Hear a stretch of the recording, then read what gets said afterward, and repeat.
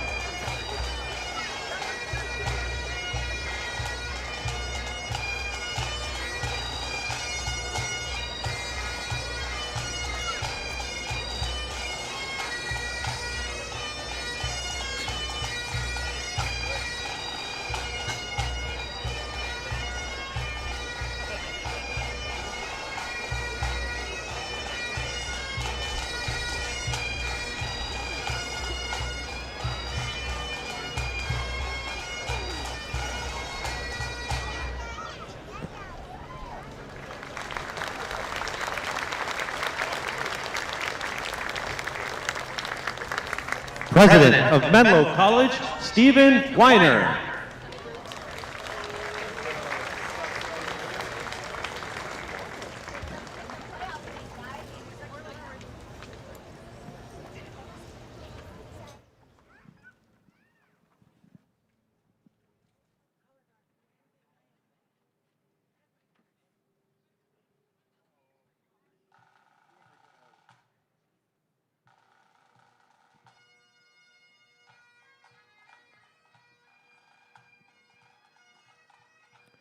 2026 commencement speaker, five-time author, serial founder, and trusted strategic advisor to Fortune 500 companies, Krista Burkhardt.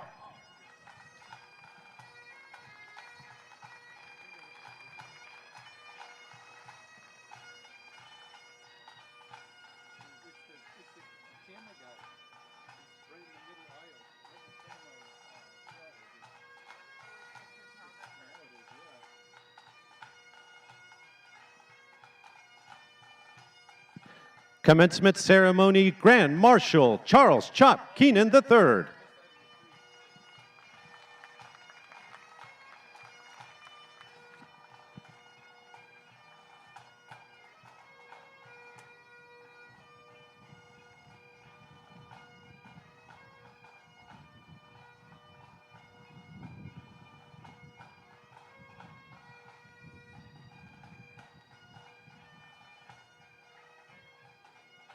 Members of the Menlo College Board of Trustees.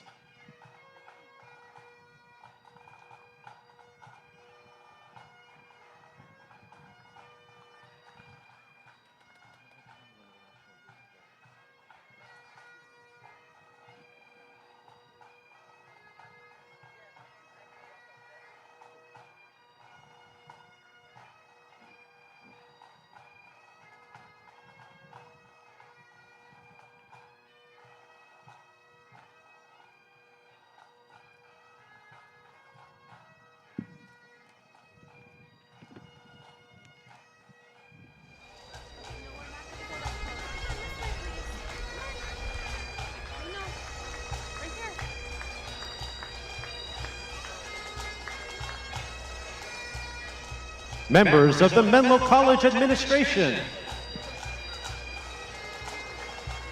we put our blanket there? Or do you want to go sit in the shade?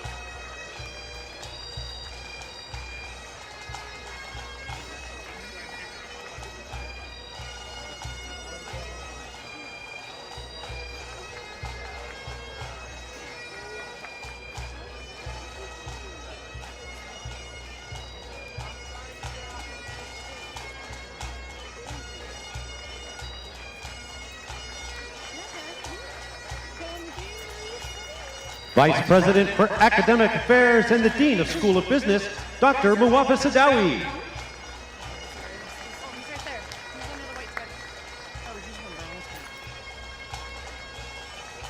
I can be helpful. Hey, this cat, look over here. Over here. Over here. Right here. Thank you.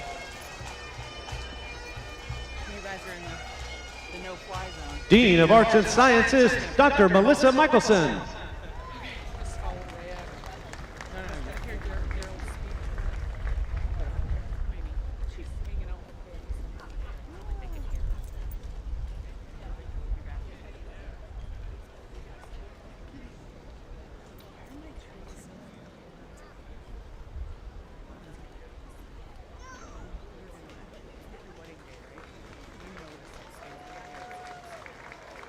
Where's Pomp and President of the Faculty Senate, Dr. Dima Leshensky. Oh no.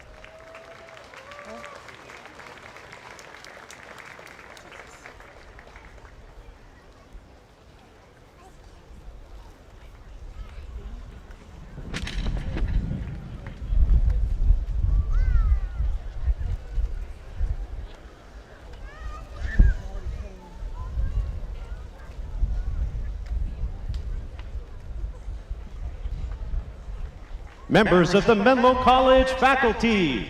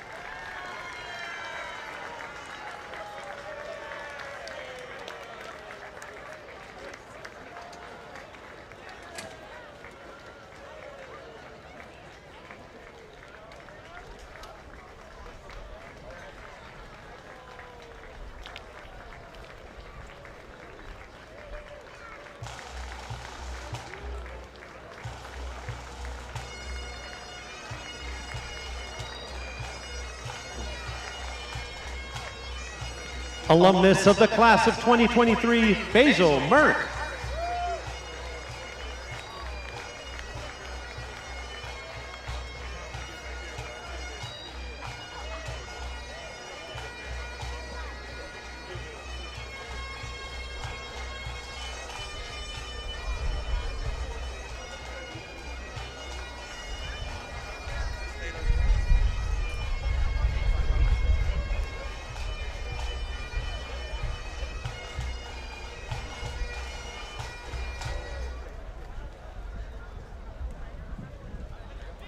Introducing the graduating class of 2026.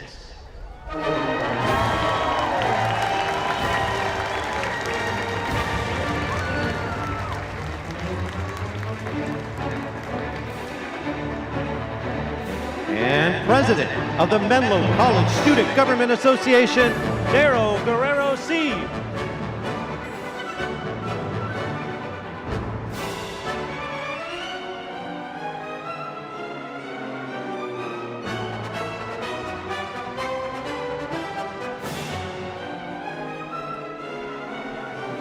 Salutatorian of the class of 2026, Robinson Pinot.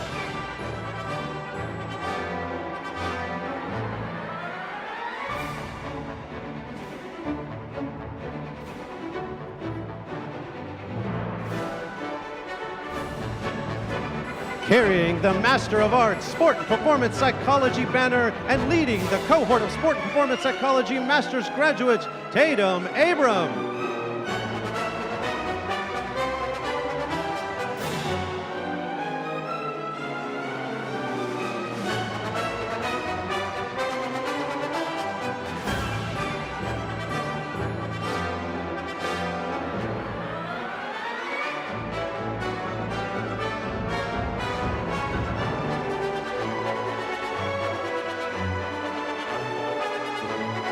Carrying the Master of Science Information Systems banner and leading the cohort of Information Systems Master's graduate, Tiffany Tran.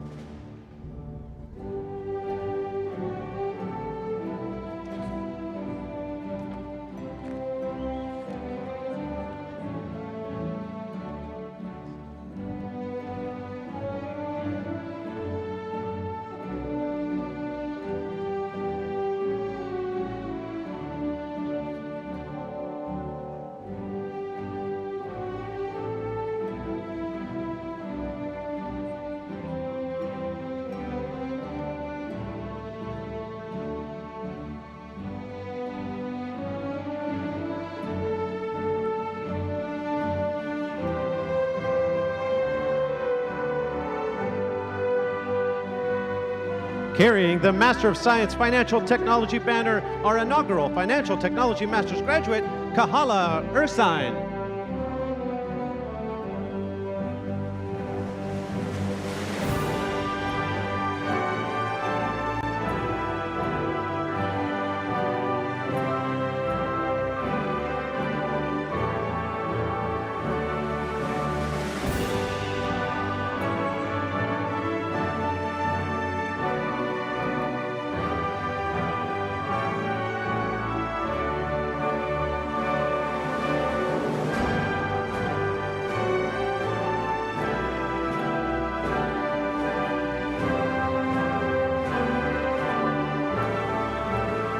Carrying the psychology banner and leading the psychology graduates, Morgan Clark.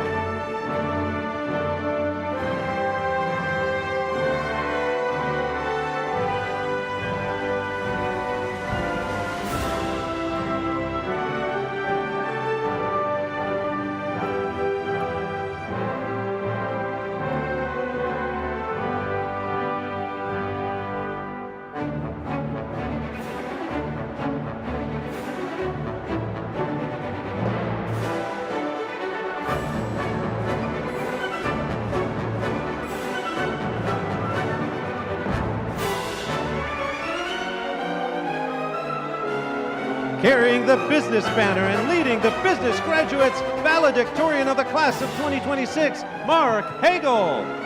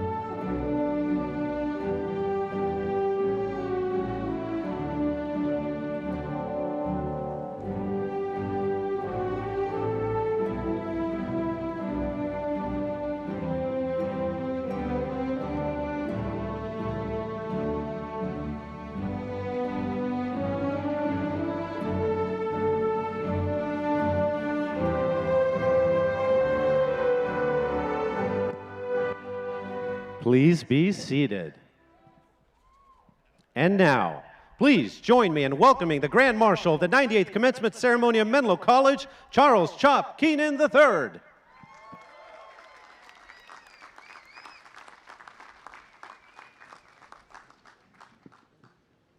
Good morning. Good morning. Now we're talking.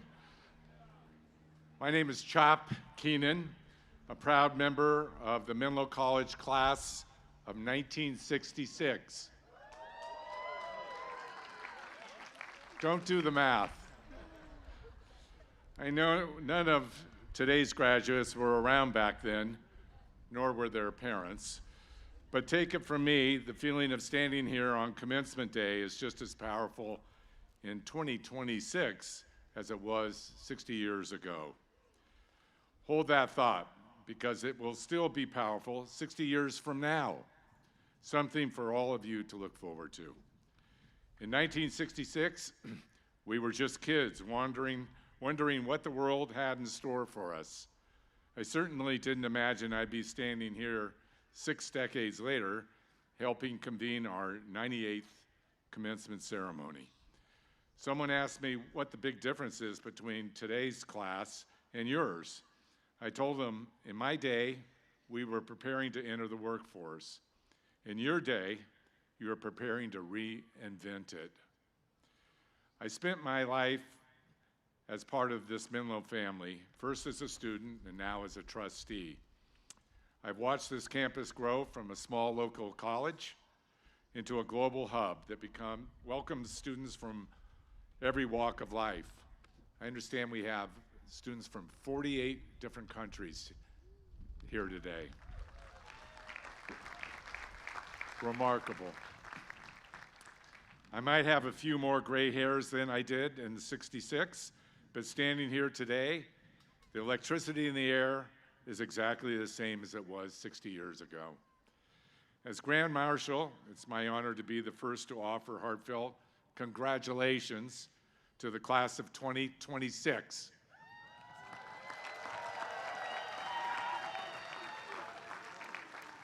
And their parents.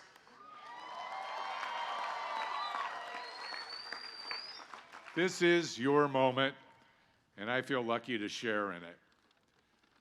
My special angels are teachers, coaches, and mentors. It's a calling. Please give a big shout out to your Menlo College faculty and coaches. Yes, our secret sauce. Gratitude is my favorite sentiment. Your parents, family members, friends, staff, and the amazing Menlo College faculty have all made this day possible. I hope you're feeling the gratitude they have all earned. Speaking personally, on behalf of my fellow trustees, who I might add are quite amazing and working their tail off for you at Menlo College. We are grateful too. Every commencement reminds me of what Menlo College stands for, a place that gives you the tools, support, and opportunities to reach this very stage. Ready to lead, ready to contribute, and to fully engage with the world. But before we get too far into the future, let's make it official. It's my privilege to declare the 98th commencement of Menlo College officially convened.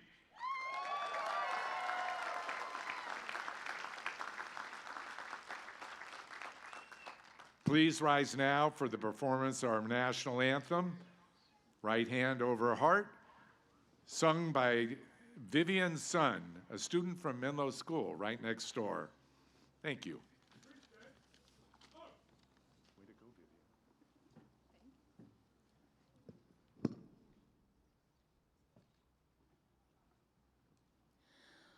Oh, say, can you see by the dawn's early light what so proudly we hailed at the twilight's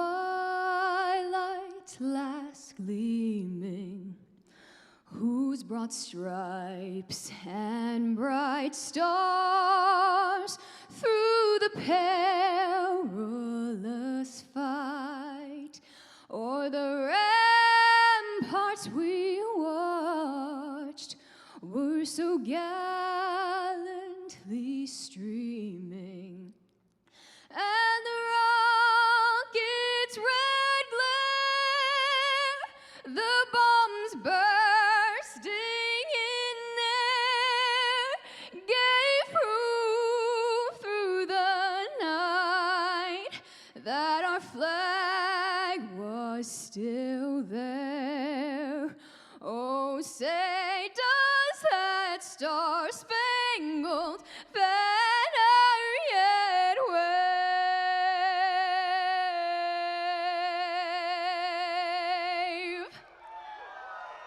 o'er the land of the free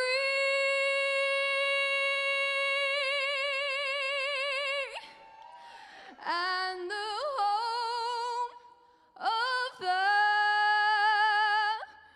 brave?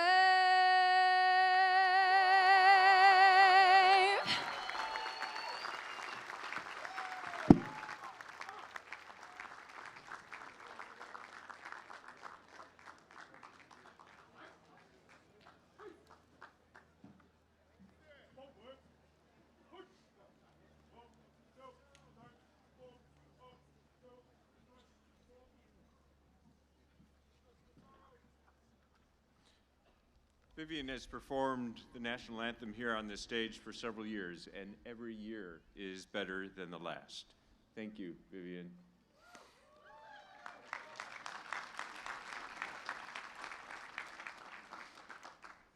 Chop mentioned he's an alumnus from the class of 1966. I saw a couple people's eyes widen. We actually have an alumnus on the stage from the class of 1958. And a pretty exceptional man at that, who he is himself, as I say, an alumnus. At yesterday's reception at my house, his son, Derek Sr., who's also an alumnus, was there, and his grandson, Derek Jr., who will be graduating today and will become an alumnus in a couple hours, represents 3 generations of Menlo alumni who grace this campus. Also yesterday, the Helmerts family were out there in great numbers. Many of you know that Axel Helmerts, Kalle Helmerts, and today Ellen Helmerts. And I've had the enormous privilege of being the president during the time that all 3 of those Helmerts siblings were on our campus. More Swedes, that'd be okay. Two other quick shout outs. Thank you, Kanani Packer's mom. Very, very, very special. It is the case that this year has been exceptional, and coming back to yesterday, it started off on quite a high note even before the reception. The trustees met yesterday afternoon, convened at 1 o'clock, and 3 of the members of the class of 2026 joined the meeting. And they joined the meeting to make a pitch, not for themselves, but for the students who will be following in their footsteps. They suggested establishing an investment fund that would be a student-run investment fund. Then some of the proceeds would provide scholarship money for those who will come behind them. They were motivated to improve Menlo and also to recognize those who will be here long after they're gone and on with their careers. Martin Fiala, Mark Hegela, and Donovan Kerr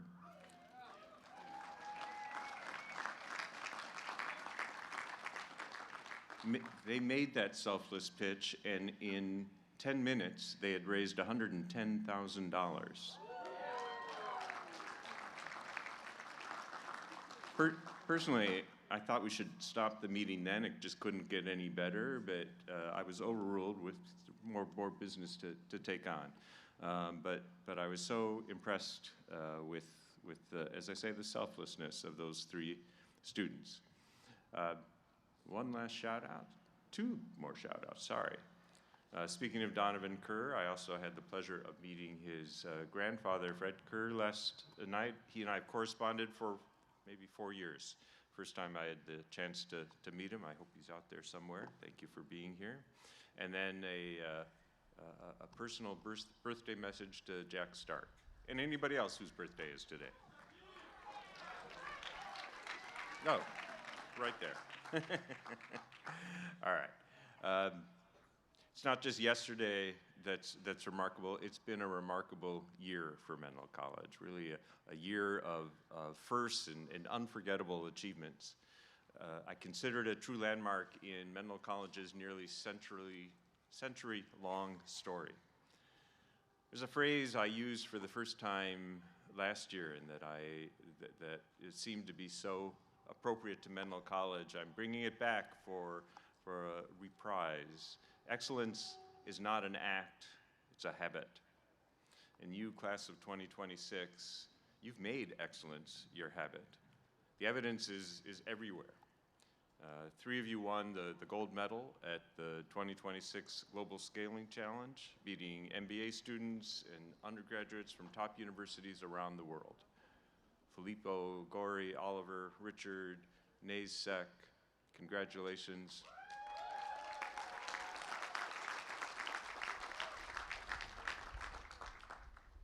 But Filippo, Oliver, and Nays weren't alone in setting the bar sky high this year. Our students also won the CFA Research Challenge Regional Finals, achieved a second place finish in the NIOP Real Estate Competition, delivered memorable talks at TEDx Menlo College, and orchestrated extraordinary events from effective networking gatherings to a stellar performing arts club concert just a couple weeks ago to our best ever luau right here on this quad. The Oaks delivered on the courts, mats, fields, and in the gym. 13 of our weightlifters qualified to compete at nationals, where Ryan Padron and Jade Morales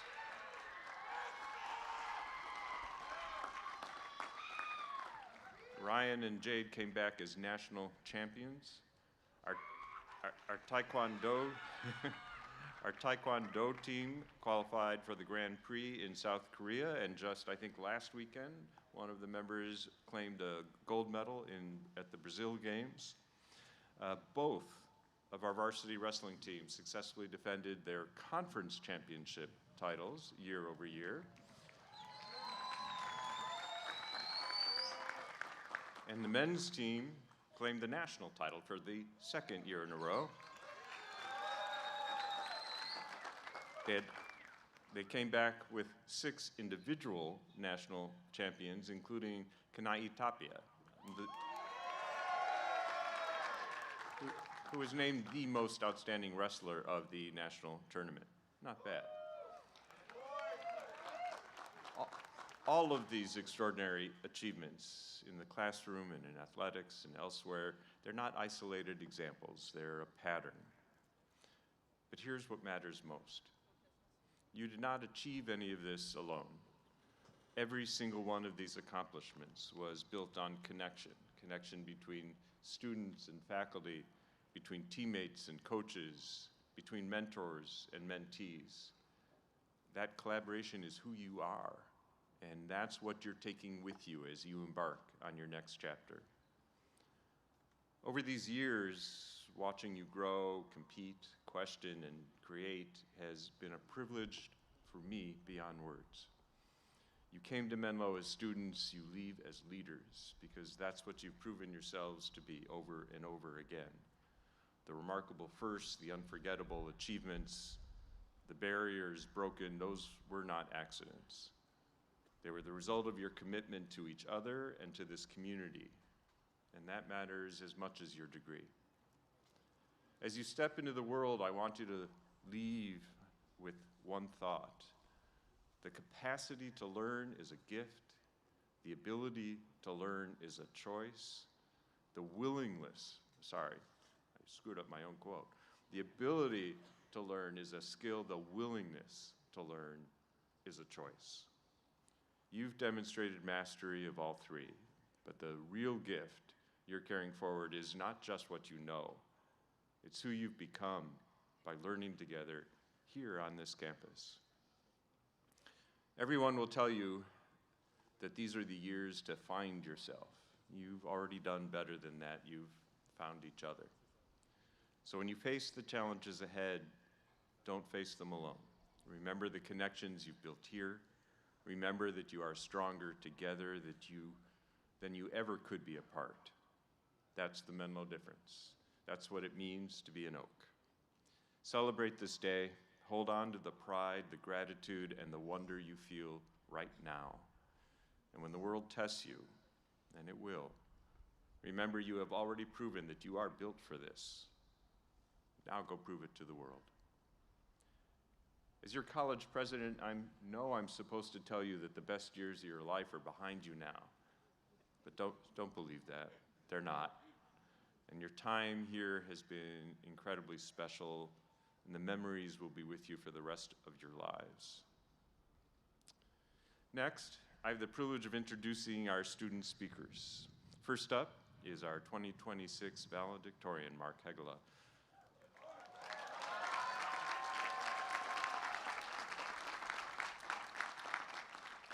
Mark's biography, along with the biography of this year's salutatorian, Robinson Pelou, are in today's program. Mark will be followed by this year's student government president, Daryl Guerrero Sai, someone I can't do that, but I agree. Daryl is someone I've very much enjoyed watching lead our students, report to our trustees, and serve as an extraordinary MC at this year's luau. Mark, Robinson, and Daryl are representative of the very best of the class of 2026. You are all leaders and scholars, and your voices have shaped this community. Each of you has left your mark on Menlo College. Thank you for that. I'm pleased to welcome Mark Hegela to the stage.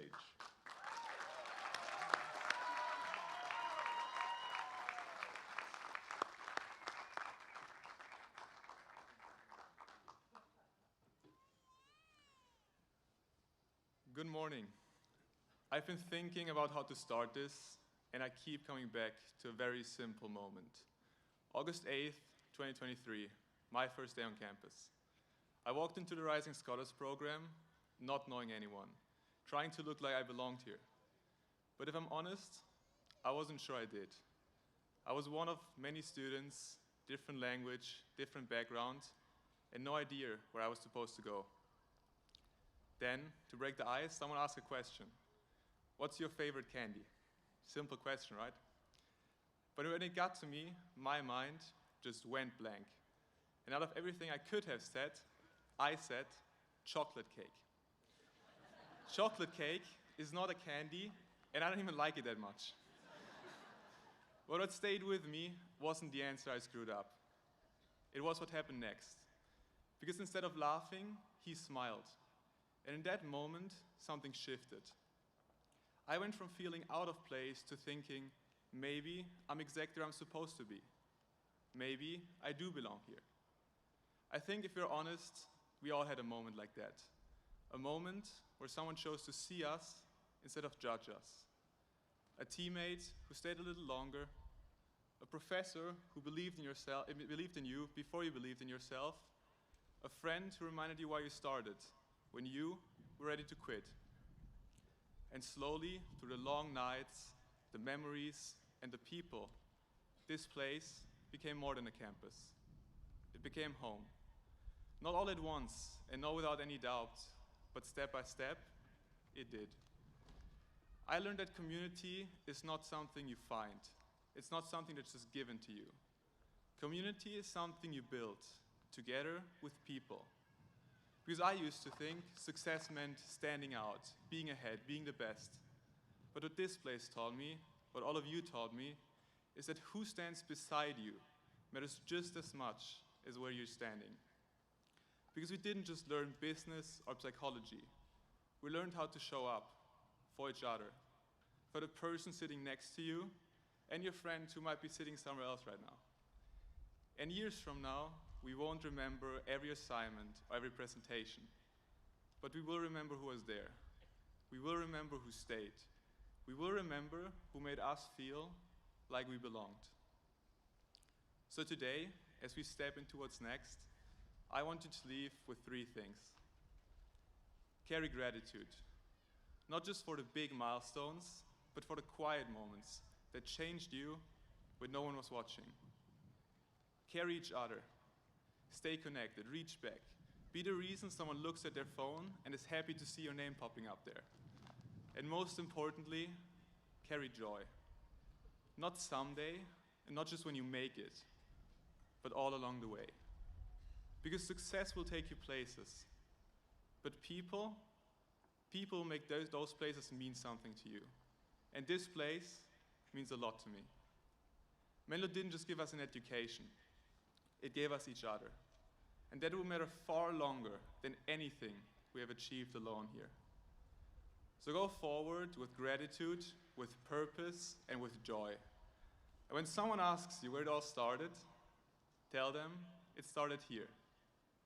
With a question we didn't know how to answer, with a moment we didn't know what to do, and a decision to keep showing up anyway. Before I close, I want to thank all the families and faculty here today. For every sacrifice, for every moment you showed up, for believing in us long before we understood what that meant. Mama, Papa, danke für alles. Because of every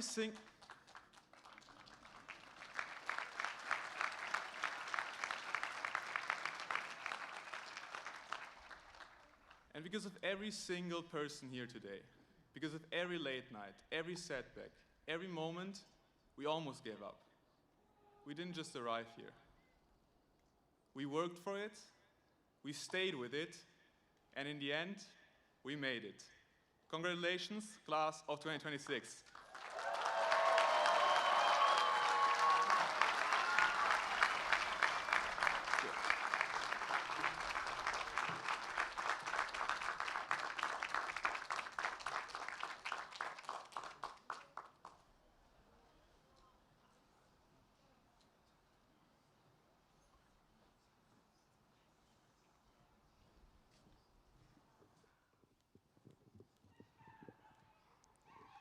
I gotta make, Ooh. Hello. I gotta make sure my people are in the crowd and bring up the energy.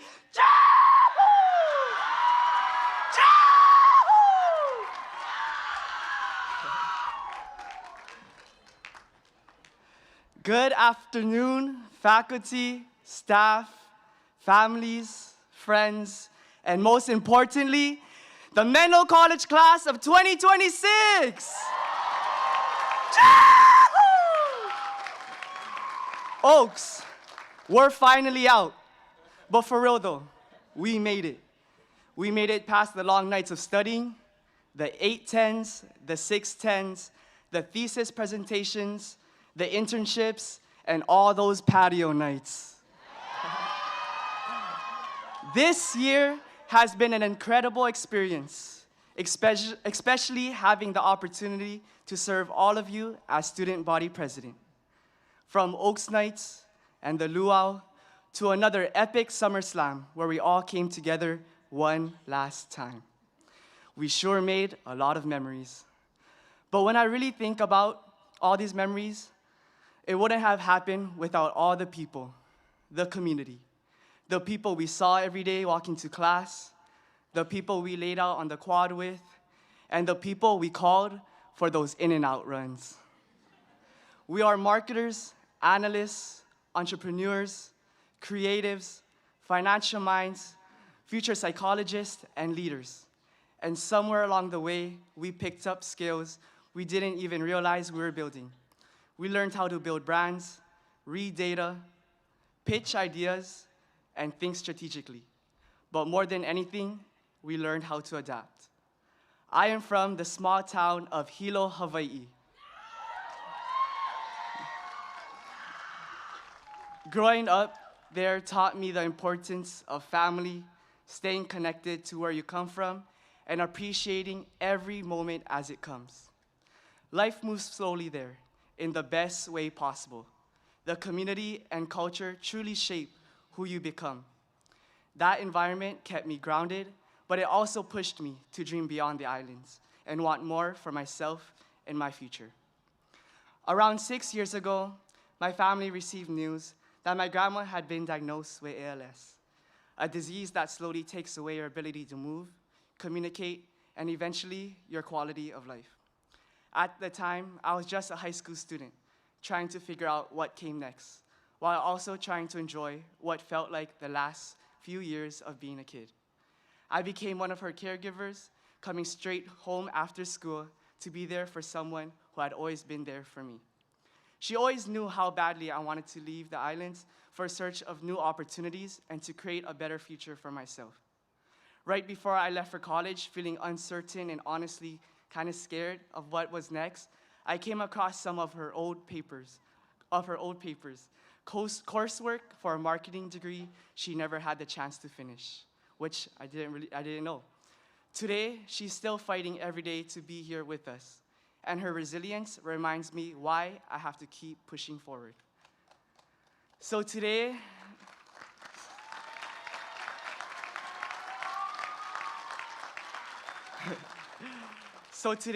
as I cross this stage, I carry this degree not just for myself, but for her too.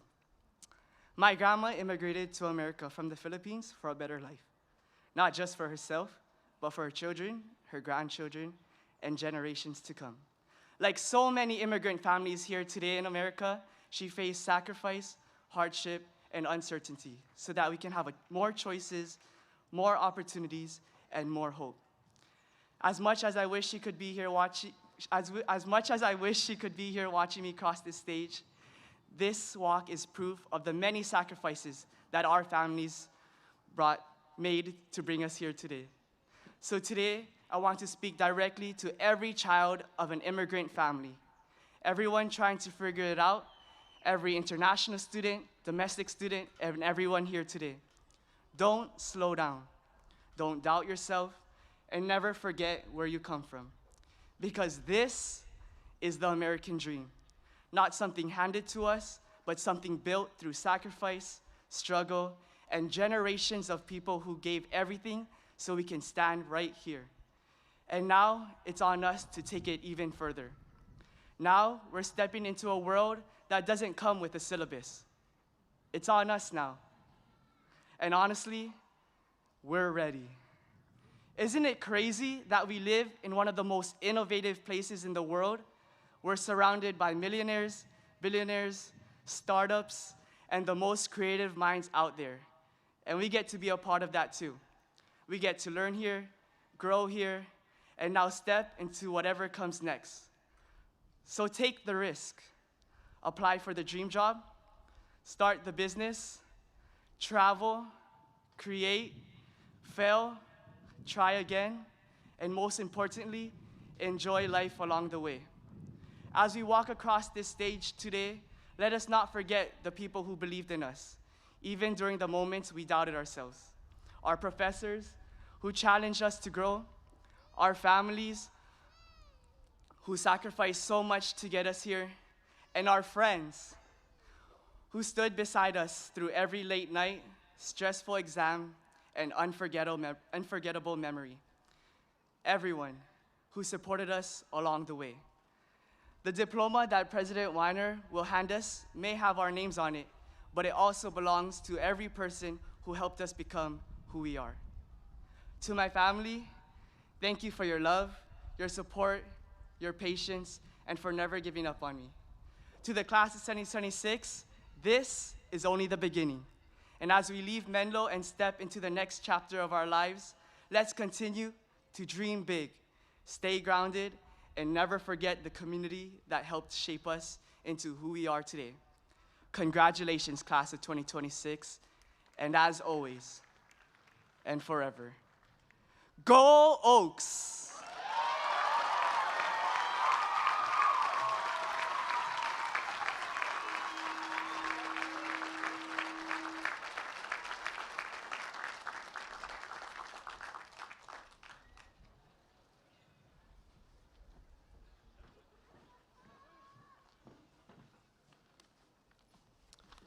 Good afternoon, everyone.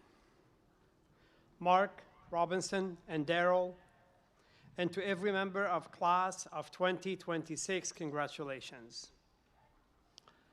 I'm Wafa Sidawi, Vice President of Academic Affairs and Dean of School of Business. I'm joined by my colleague, Dr. Melissa Michelson, Dean of Arts and Sciences. Together, we have the distinct honor of recognizing a group at the very heart of Menlo College, our faculty.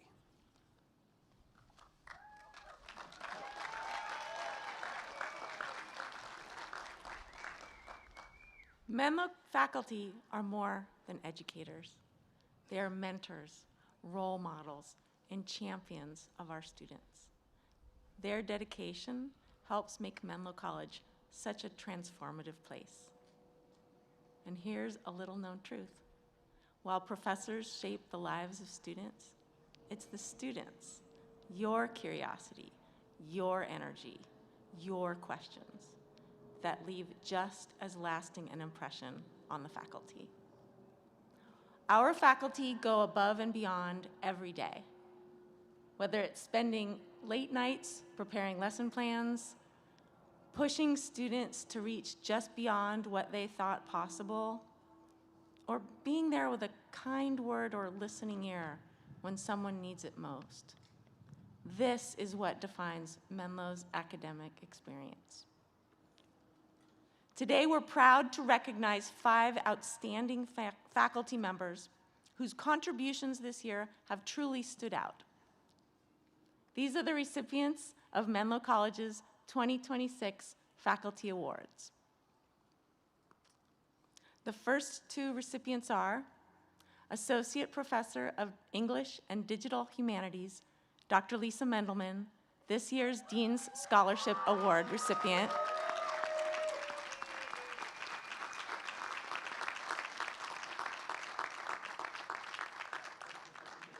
and Assistant Professor of Biology, Dr. Wei Gordon, who received this year's Outstanding Service Award.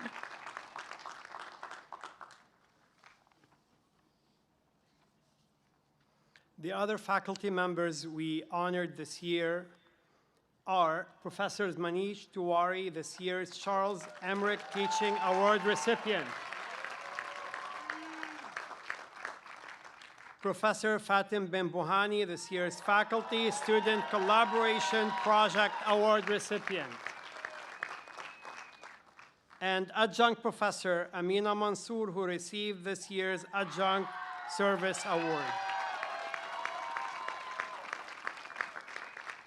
I extend my congratulations to all of this year's Faculty Award recipients, the faculty as a whole, and congratulations to all of you, class of 2026.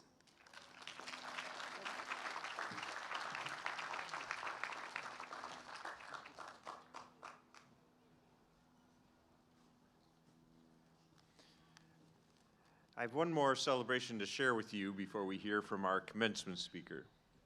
It gives me great pleasure to welcome to the podium Basil Merck, an outstanding member of the class of 2023. Basil embodies something essential about Menlo, the idea that our community does not end at graduation. He has stayed deeply connected to this place, even traveling all the way from Germany to be here with us today.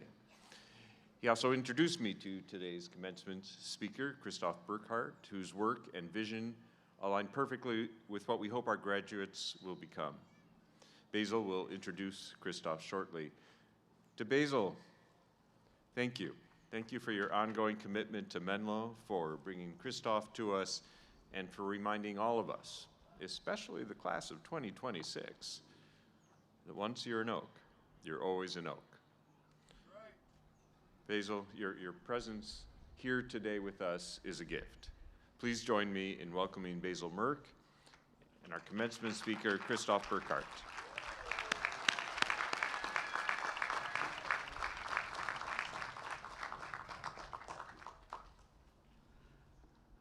Congratulations, class of 2026. It's good to be back on campus. It's good to be back home. Today, it's my honor to introduce one of the most eloquent intelligent, and forward-thinking people I have ever met. The man who is about to take this stage has spent over a decade at the forefront of artificial intelligence and digital transformation right here in Silicon Valley. He has served as a CEO of a high-tech Silicon Valley startup, leading a global team of around 100 employees, and he's personally mentored over 300 startups. He advises the leadership teams of some of the world's largest organizations, including BMW, Pfizer, Allianz, and SAP, on their most critical strategy decisions. With a master's degree in organizational psychology from the London School of Economics, his advisory work focuses mainly on the human side of innovation. So a few months ago, I chatted with him about the challenges that I see as a young professional in this radically shifting workspace. And even after a long day of work, and spoiler alert, there will be some of those, he was able to inspire me by reminding me of one of the most powerful strengths that I have. One of the most powerful strengths that we all have, the human compass. Today he will share why, in a future world of increasing automation, the human compass may just be your differentiating factor. Please join me in welcoming our 2026 Commencement speaker, Christoph Burkhardt.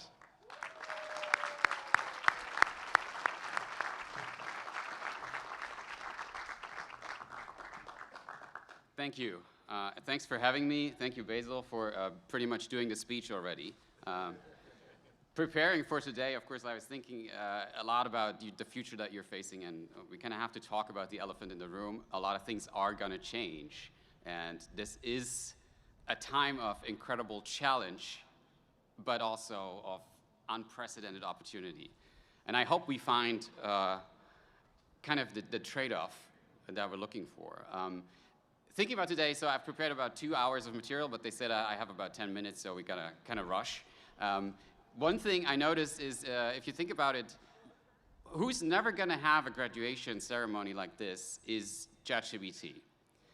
And if you think about how hard this machine worked to basically learn everything that you know, this is kind of unfair. But it tells a lot about the way that you feel right now, the way that you think right now, as graduates right here, that tells you what is human about you, that makes you very different from the AI that has no idea how it feels to sit in this audience right now.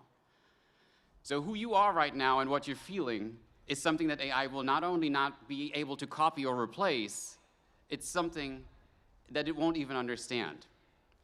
And even though the world tells you right now it's going to get really hard to do the jobs that we all did before, and it's going to be harder and harder to find those jobs, a lot is shifting in the way we think about jobs in general. So I want to tell you a few things. If you think about Waymos everywhere, right? We trained cars to drive like us, and now they're driving like us. And in 10 years, we will probably look back and think about humans behind the wheel as the dumbest idea ever. Or we will look back and think, this is crazy that we ever allowed humans to be behind the wheel, because that's dangerous. Humans are not very good at this. And we have 2 eyes. That's all the sensors we have when we drive. That's crazy. But at the same time, now we see that, obviously, cars, when they're driven by AI, they drive like us, but we sometimes drive very differently, and we drive too fast, and we have fun doing that. So the last thing we want is for AI to understand that it's fun to drive a little too fast.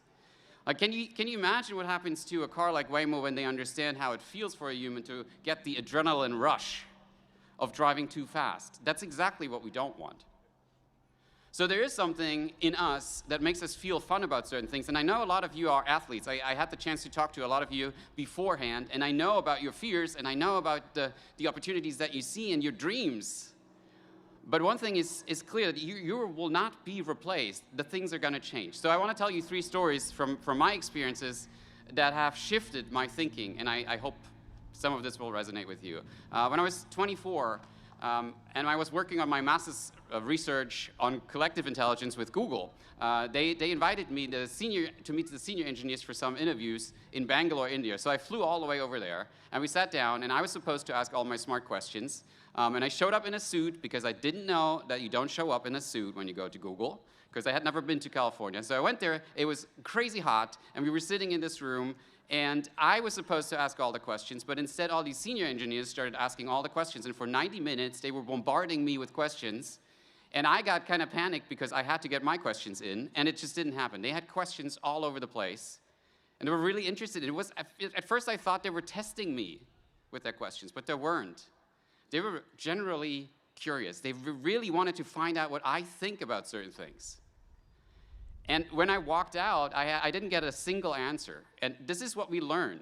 Like, most schools teach you that you're supposed to find answers to the questions. And when I walked out, the vice president at the time took me aside and he said, "So how did the interviews go?" And I was like, "Well, I didn't get a single answer to any of my questions, so I don't know if this was a success."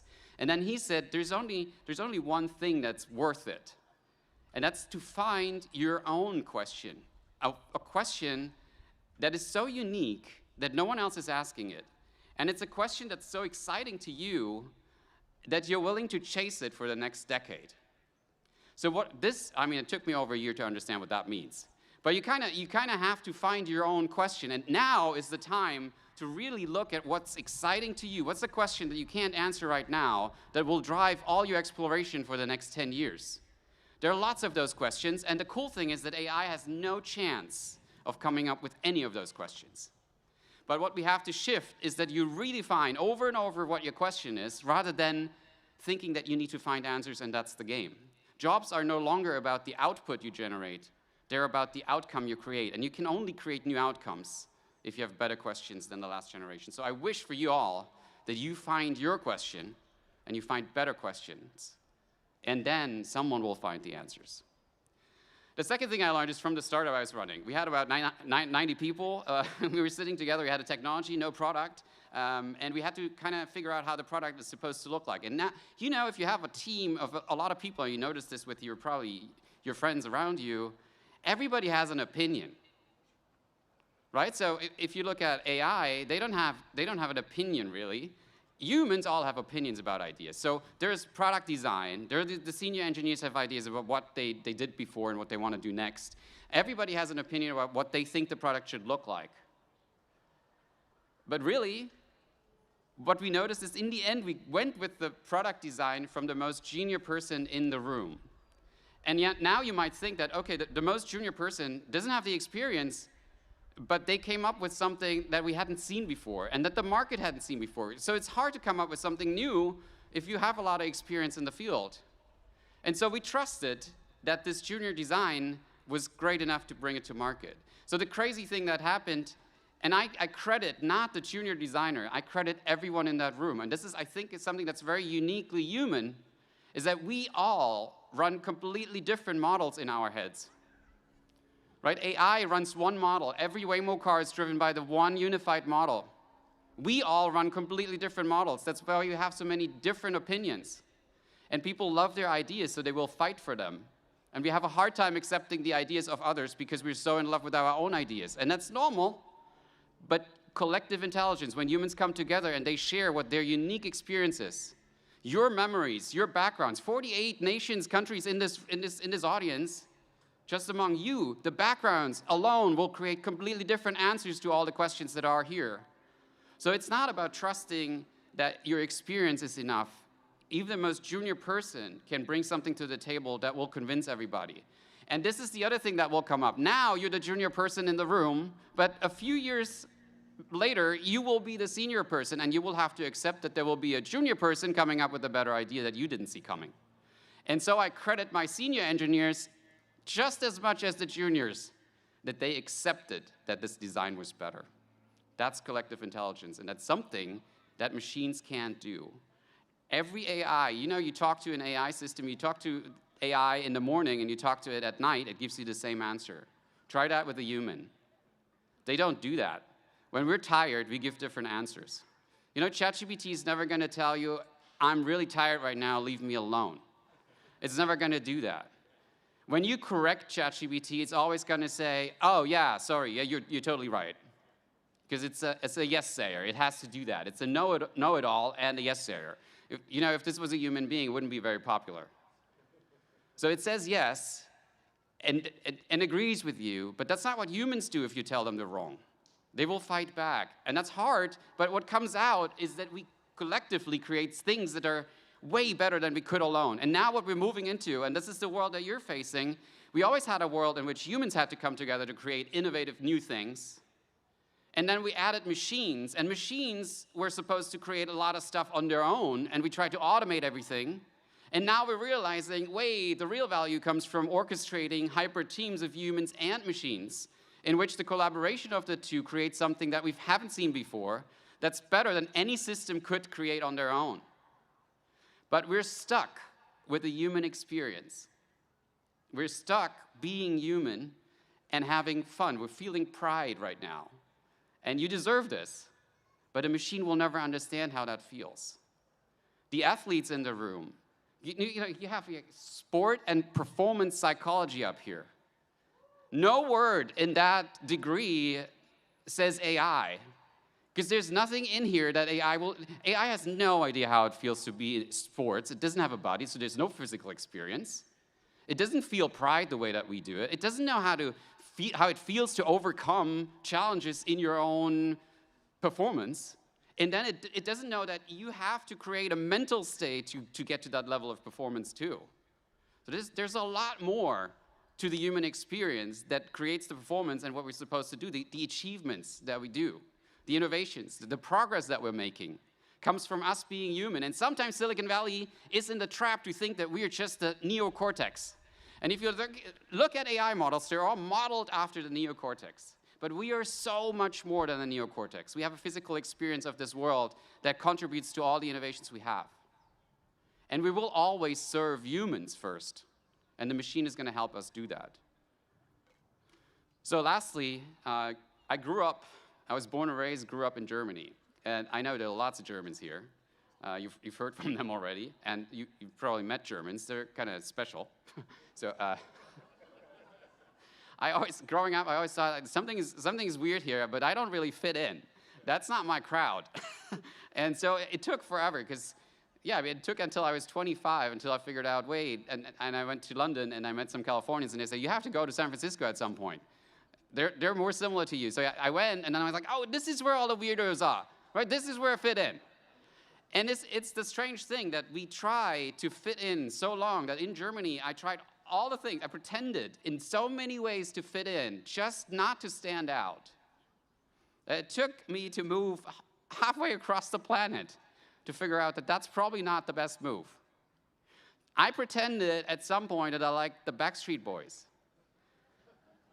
I pretended, and this is probably tough for some here, but I pretended to enjoy watching soccer games. Jesus, I still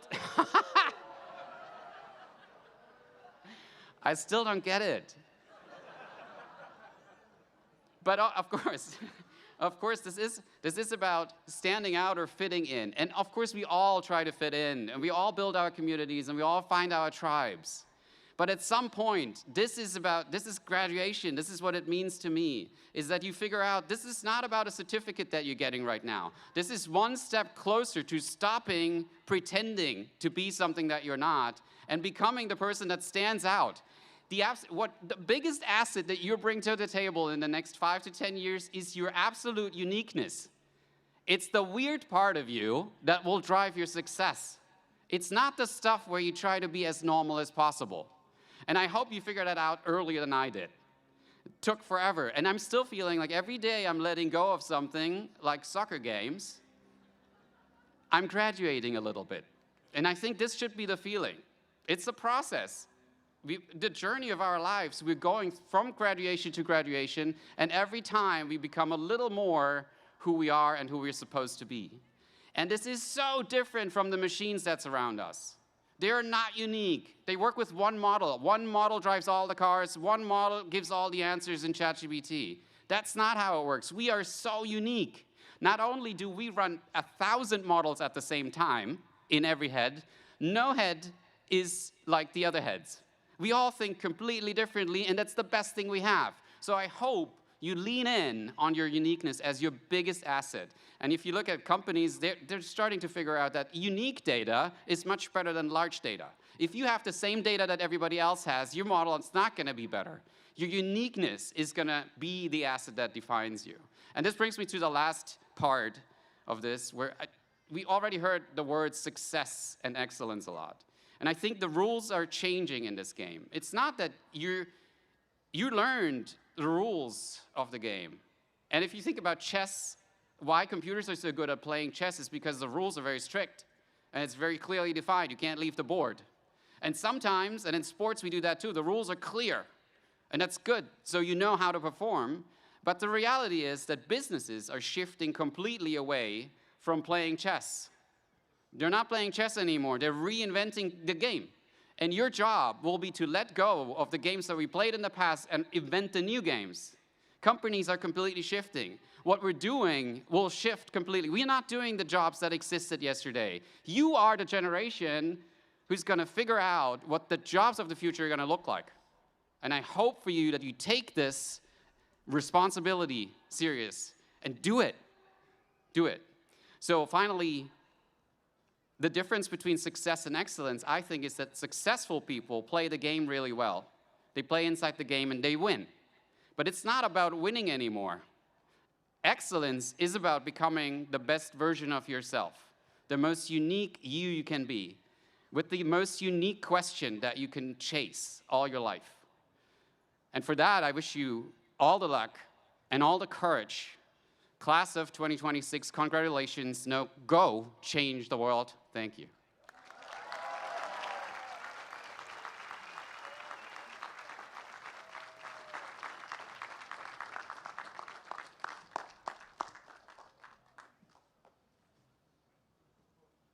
It's extraordinary talk. I'm in awe. I'm also so sorry you don't like soccer. Had I known that, we might not have invited you. That could have been a disqualifier. But thank you. Seriously, that was a talk that met the moment. Okay. Now the part that you're all waiting for. We now present the candidates for degrees. Dean Michelson will read the names of the class of 2026. The first degree recipients are the candidates for graduate degrees in sport and performance psychology, that AI-proof field, as we heard, management information systems, and financial technology. MASPP, MSIS, and MSFT candidates, please rise and make your way to the stage.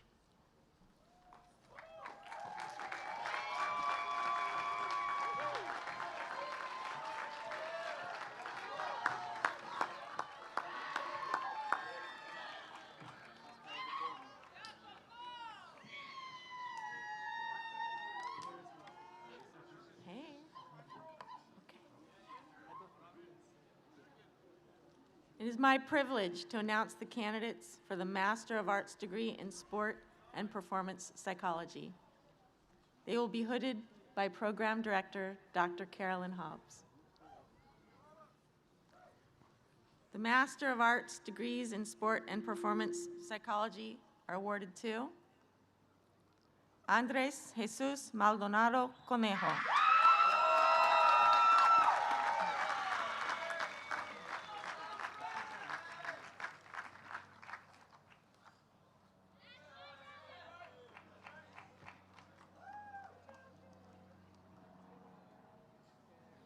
Jolina Velasquez.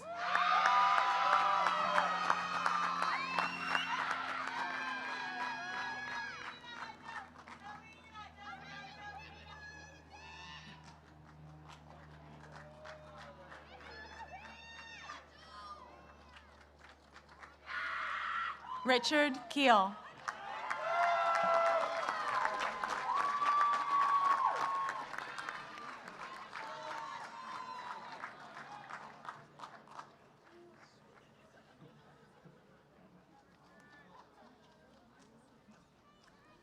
Brian Arellano Aguilar.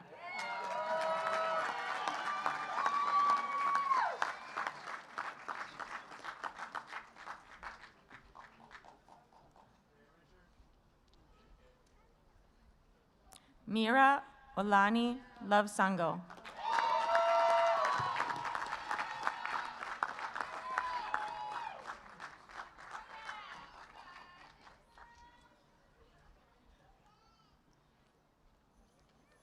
Jordan Rosette.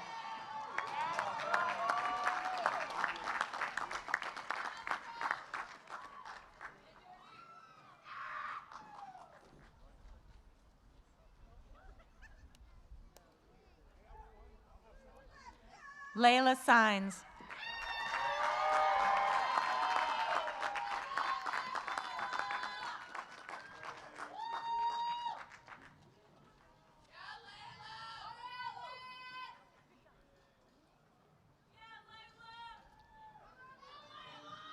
Tatum Abram.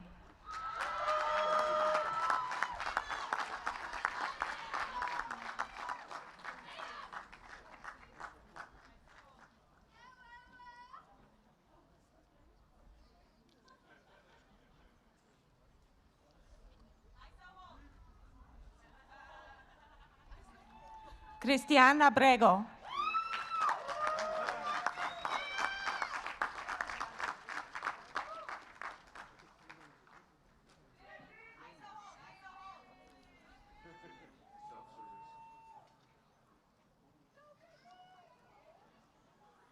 Paul Niederle.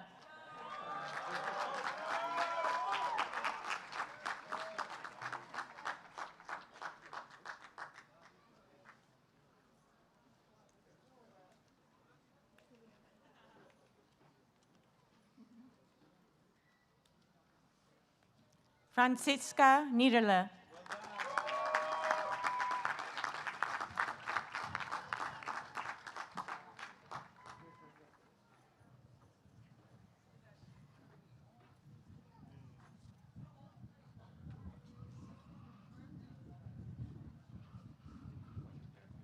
Koala Alaanuhe Amaikilali Matsuoka.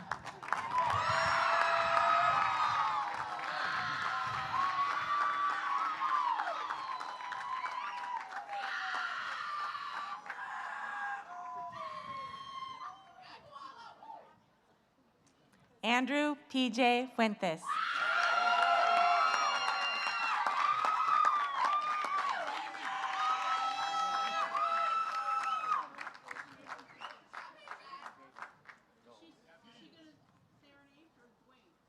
Dwayne's doing the other one. I'm only doing psych. Louisa Schwab.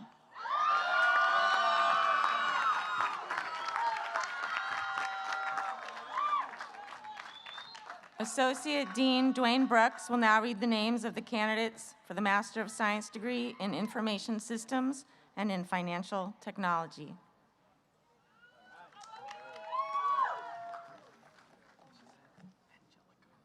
Angelica Fox.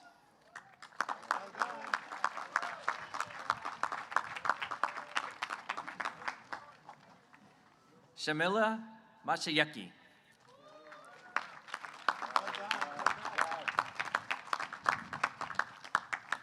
Tyler Lyons.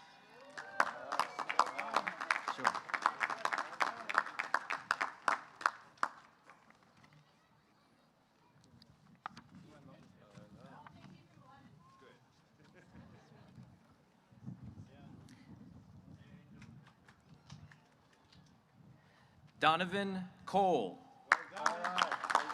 Donovan Andrus Cole has served in the United States Air Force for 15 years and is currently deployed overseas. Sergeant Cole's father, Jerome Cole, is proudly receiving his diploma on his behalf. And on behalf of Menlo College, we thank all of our servicemen and women for their service and perseverance in and outside the classroom.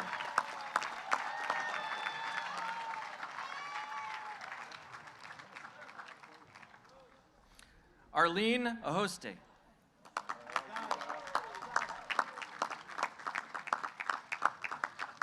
Trin Tiffany Tran.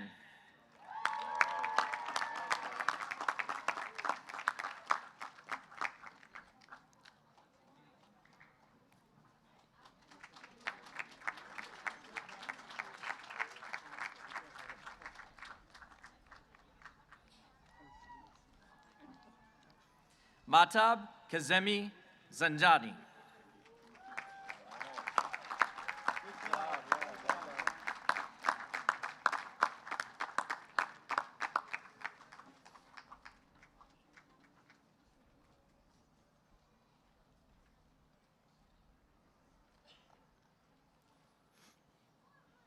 Prakriti Pradhan.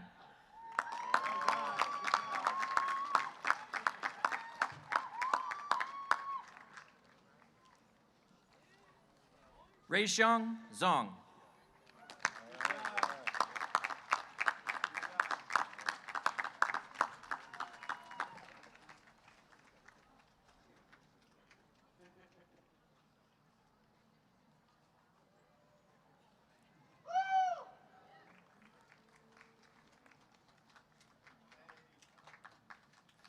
Kahala Erskine.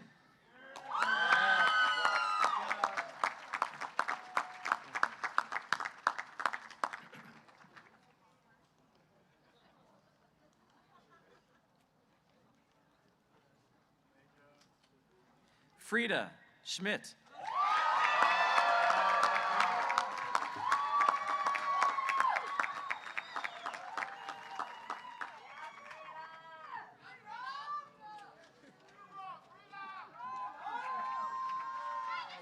Jack Stark.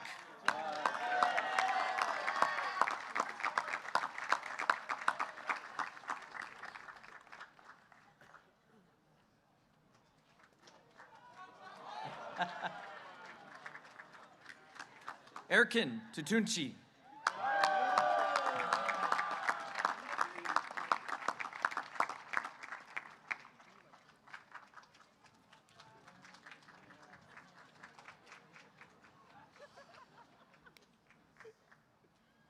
Ramiro Perez Rodriguez.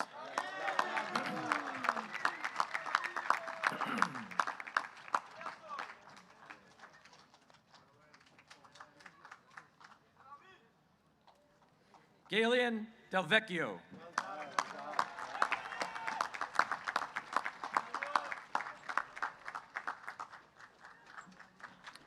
Candidates for the Bachelor of Arts in Psychology, please rise and join us on the stage.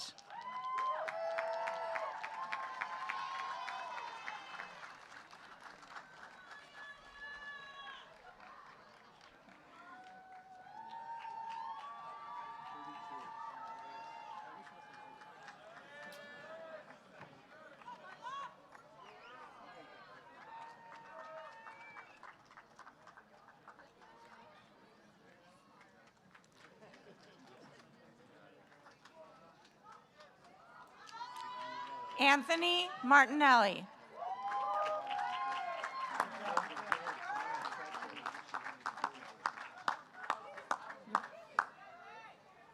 Jessica I know. Okay. You're fine. Jessica Mendieta.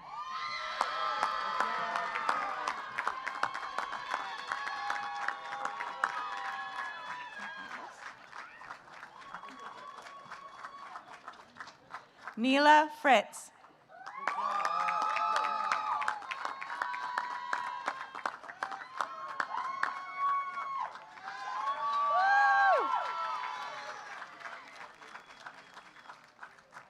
Billy McKinsey.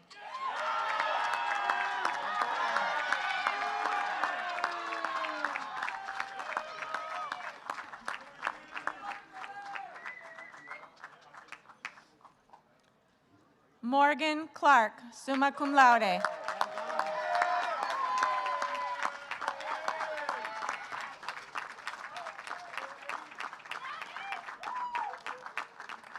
Ayana Guerrera.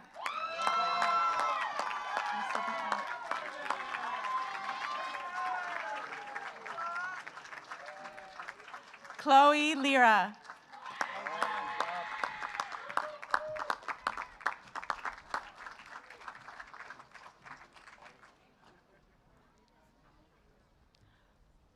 Kyra Flores Vasquez.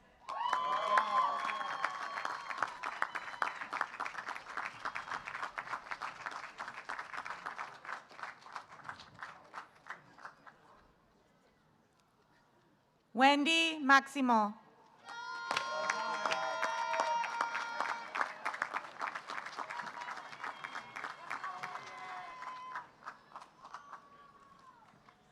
Samantha Carter, summa cum laude.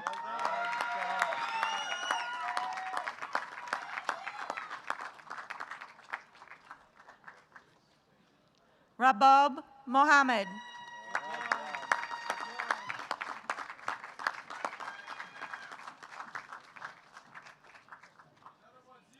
Fabiola Hernandez Baltazar.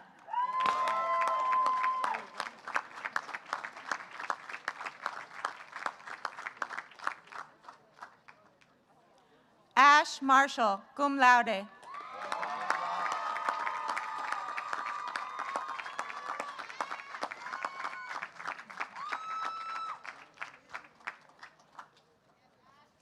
Eric Smith Williams.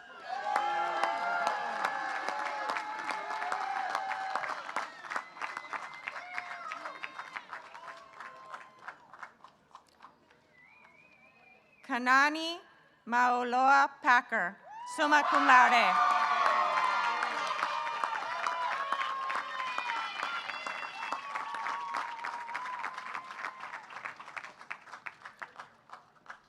Madison Kanoelani Merrifield, cum laude.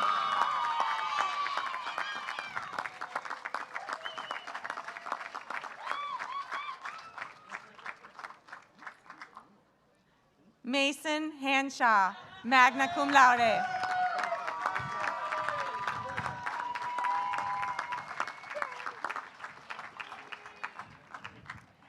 Danny Smithers, magna cum laude.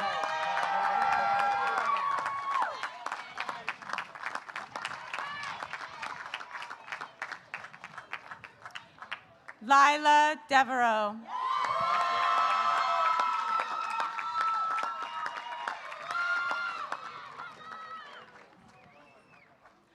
Olivia Parlato, magna cum laude.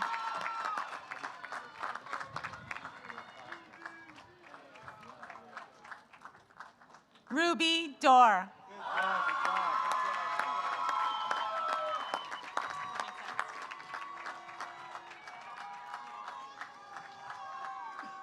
Lucy Grace Brooks.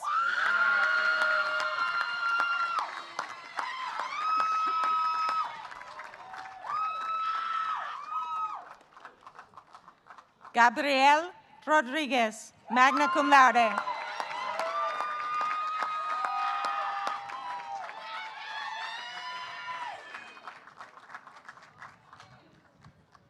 Alberta Frisch, magna cum laude.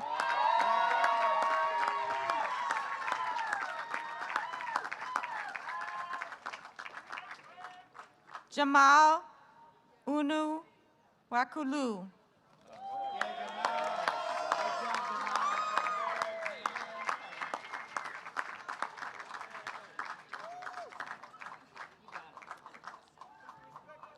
Jayana Carter.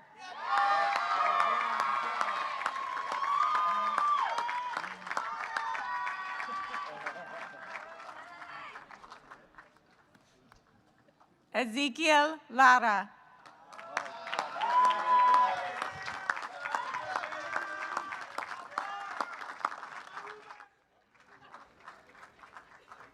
Candidates for the Bachelor of Arts in Independent Studies, please rise and join us on the stage.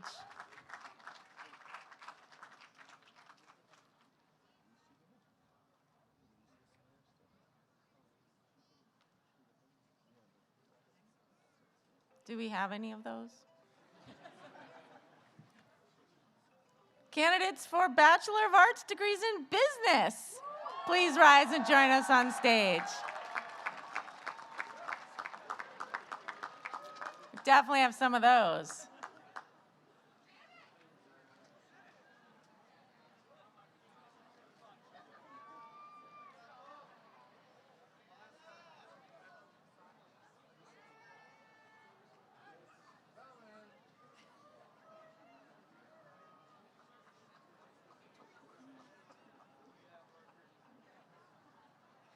moving forward.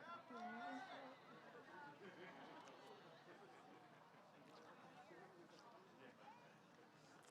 Jeremiah Steele.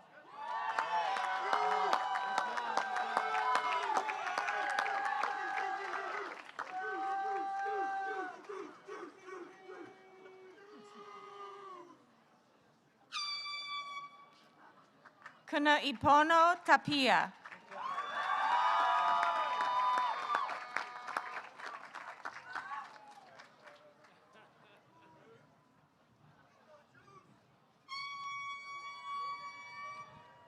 Michael Adrian Torres.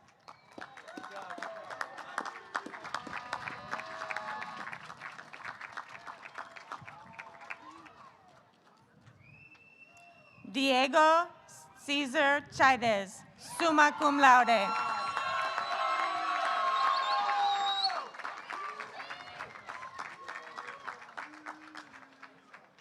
Isaiah Morales, cum laude.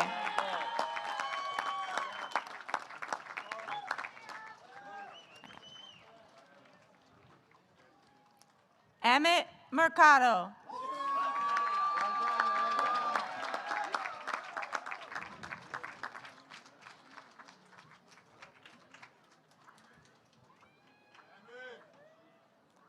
Daniel Hernandez Marcos.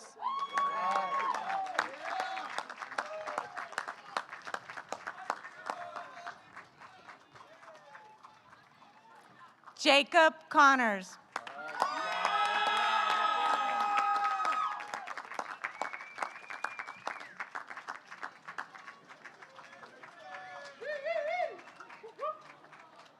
Caleb O'Hara.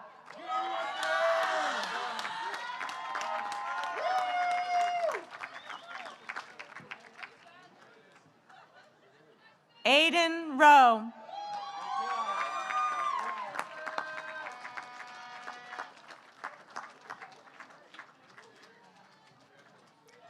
Natsumi Kitagawa, magna cum laude.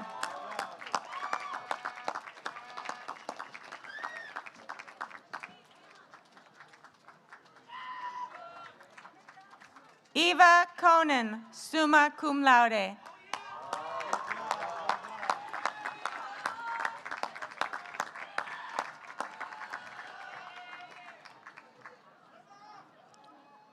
Isabel San Antonio, magna cum laude.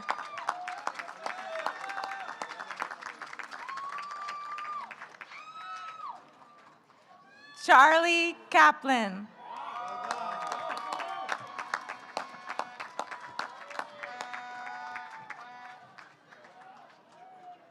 Javier Alcaraz.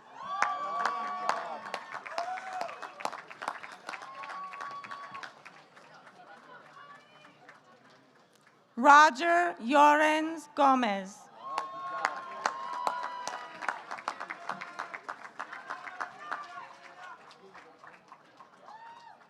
Haley Hartman.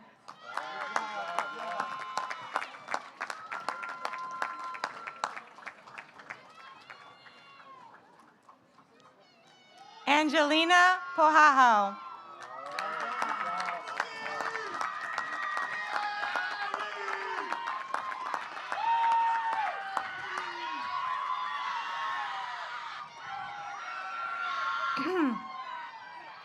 Haley Dunham.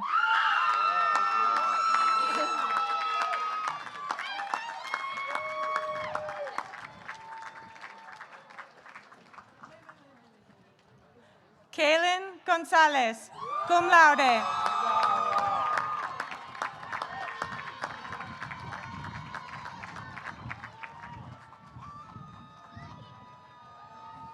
Ophelia Jones, summa cum laude.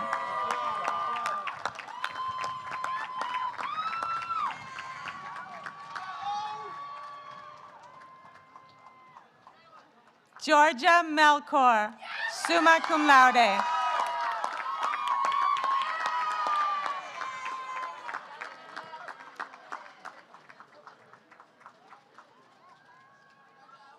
Verenia Jaime Gonzalez.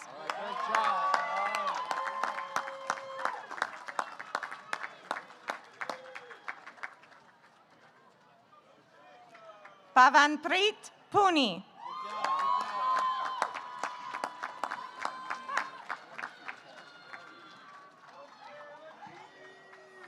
Jocelyn Hom.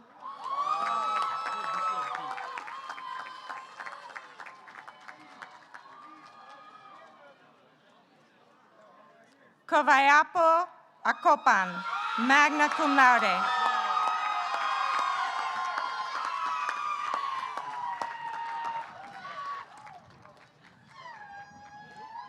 Liv Brunzel, summa cum laude.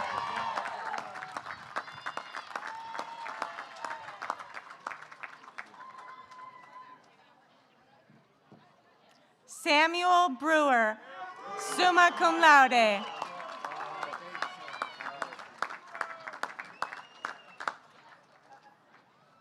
Michael Moore.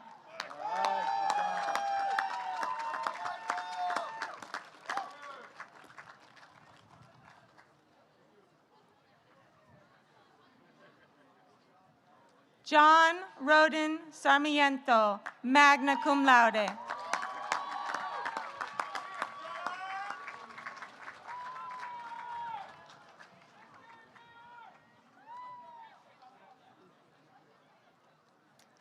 Derek Ermer, summa cum laude.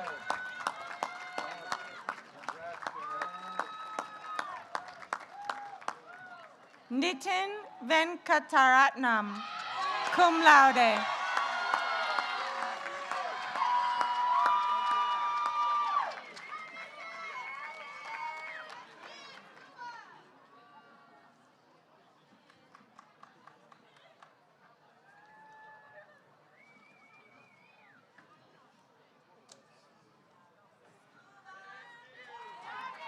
Lorenzo Tirado.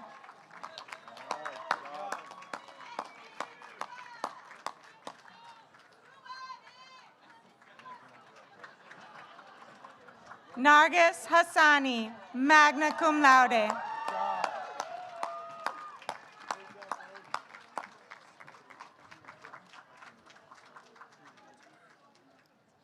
Abdurrahman Kazi, magna cum laude.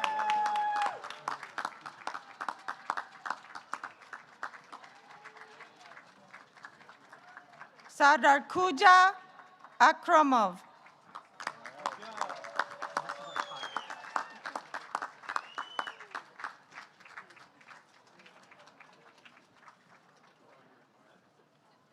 Habibulo Hairulay, excuse me, Habibulo Hairulayev.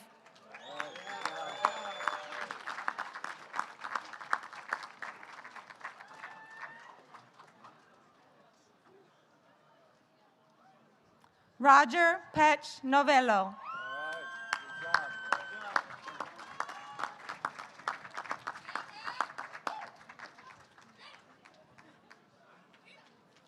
Hani Top.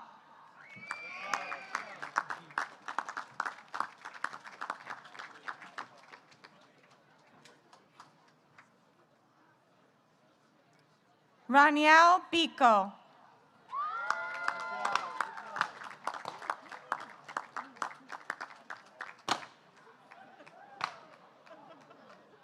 Matthias Durfee.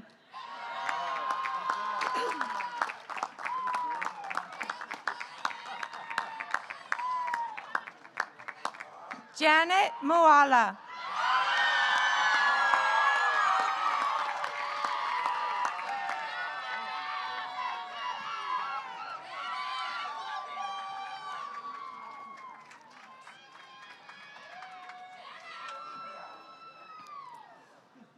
Amia Kahe Mahinarangi Silva.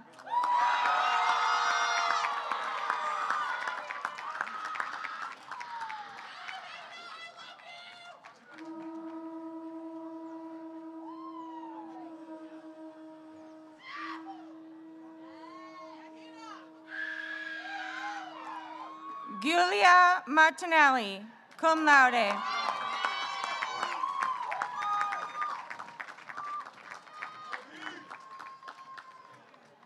Jasmine Tubbs, summa cum laude.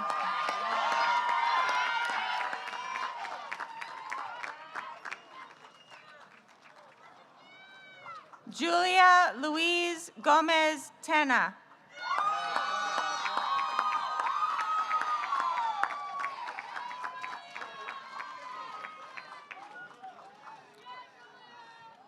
Taj Gaguvurapu, magna cum laude.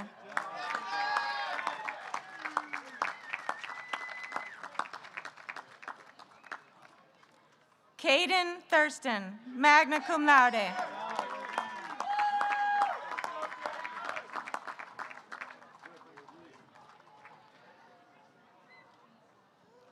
Frank Grant.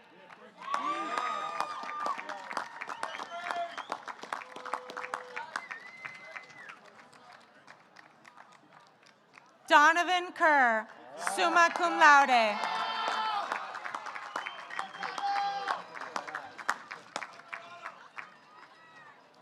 Broderick Mahler.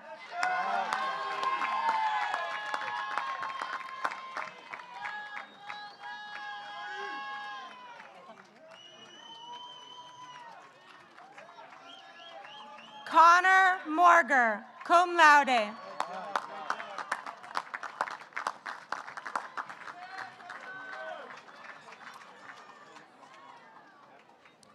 Jimena Ortiz.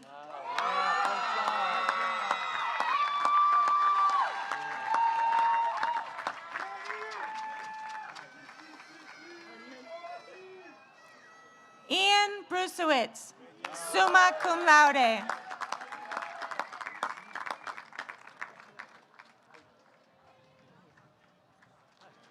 David Stuber, magna cum laude.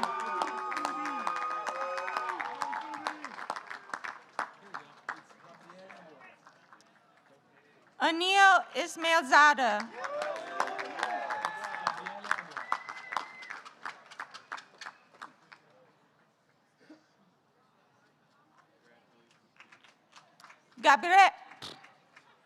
Gabriele Amore, cum laude.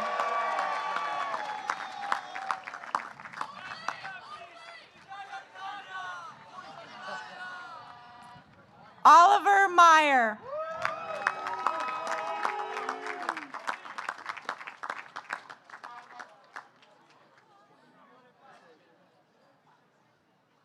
Johan Mendoza Aguilar.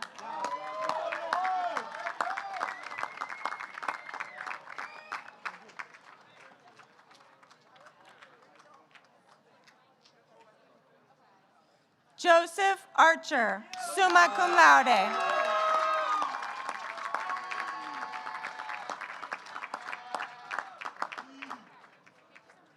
Parker Faith.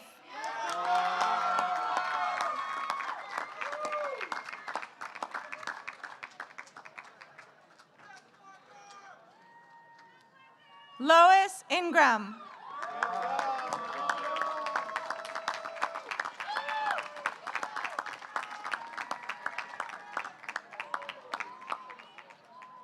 Dominic Persiciti.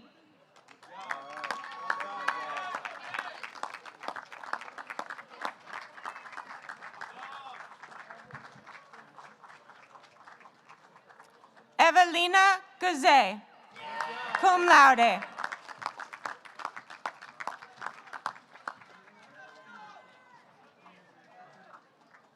Emma Wilson, magna cum laude.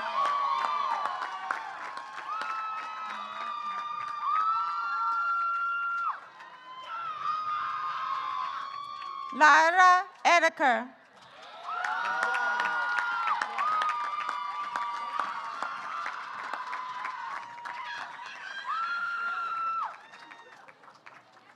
Ryan Padron, cum laude.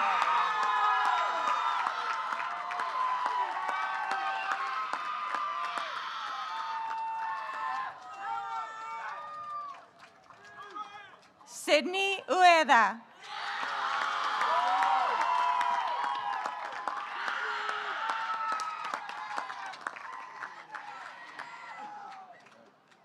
Ibrahim Young.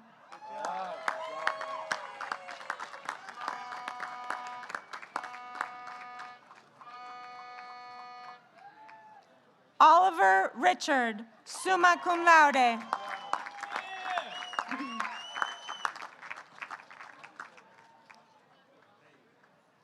Owen Yama.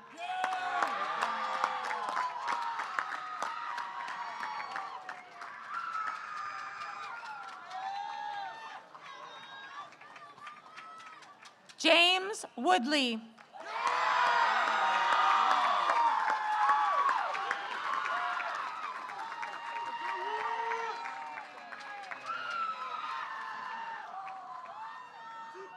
Anjali Robert, magna cum laude.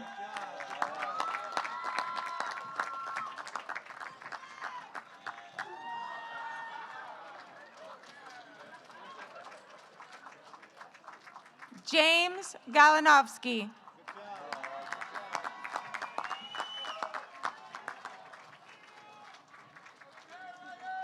Luca Schrammel, magna cum laude.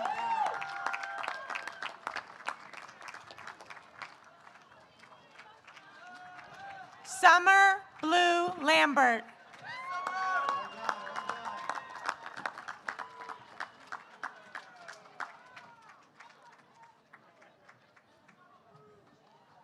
Daniel Karasev, magna cum laude.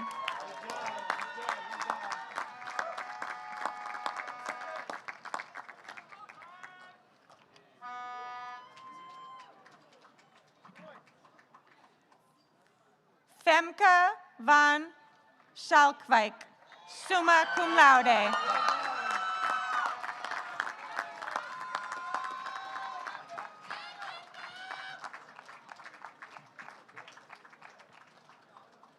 Yasmin Ochoa Salazar, magna cum laude.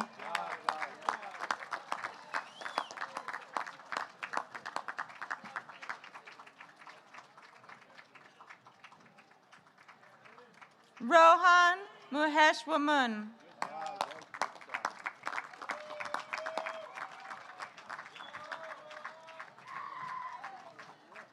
Emma Hager.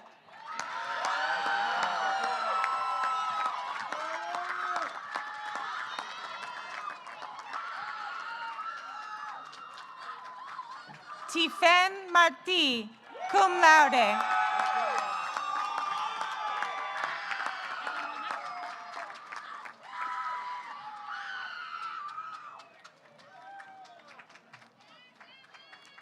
Ellen Helmich.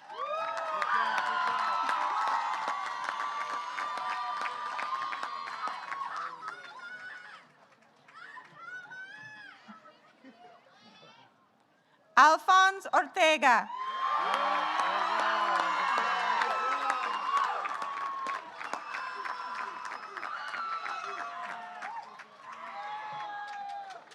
Stephanie Chavez.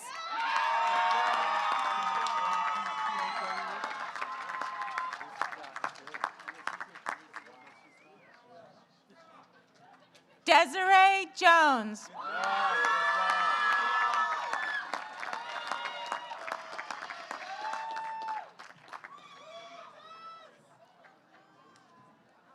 Haley Narahara, cum laude.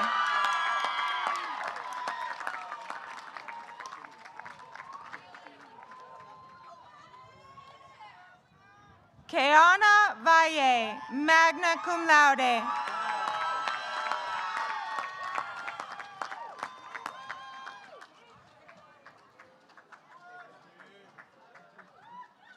Nick High.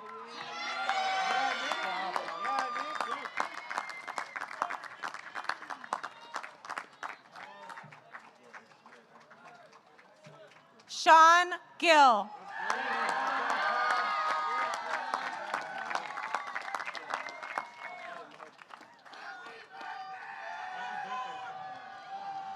Mohammed Jahate.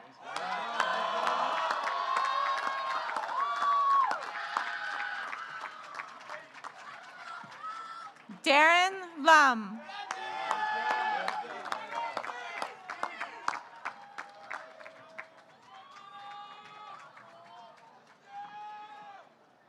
Betsaida Hermosillo.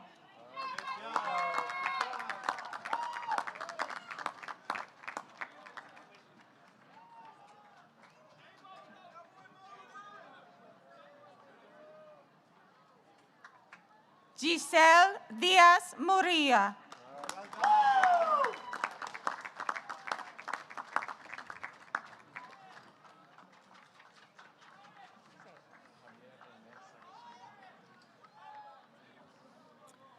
Javier René Sagastume.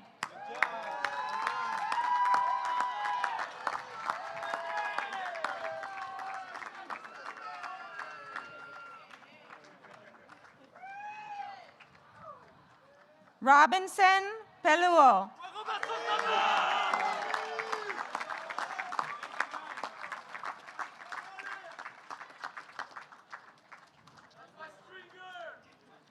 Carlotta Stern, summa cum laude.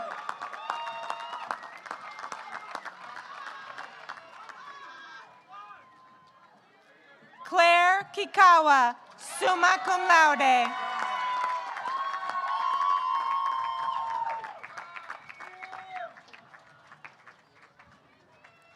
Leah Shack, cum laude.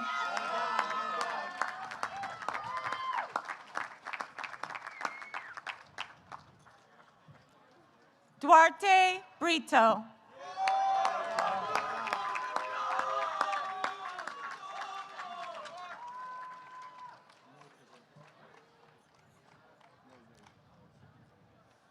Murtaza Nurbe.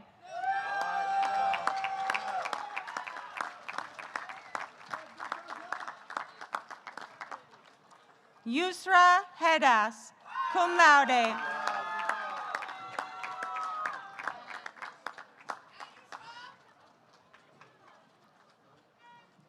Asger Emil Ildor, magna cum laude.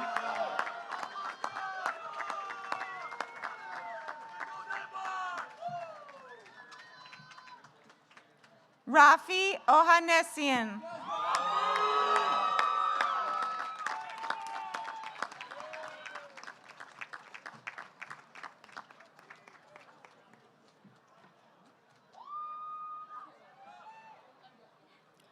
Kara Andrade, cum laude.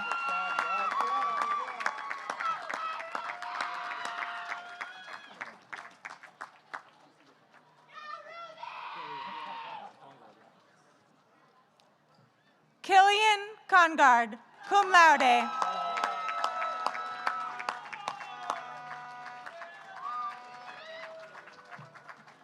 Luca Bensagir, cum laude.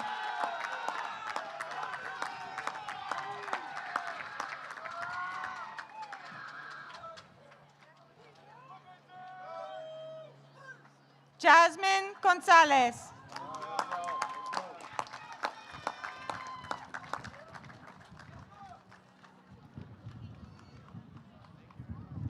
Valeria Carpach, cum laude.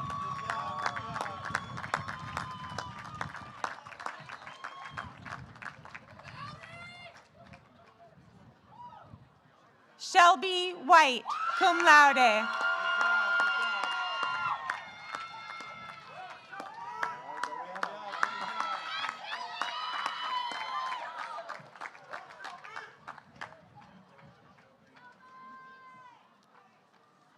Emma Medina.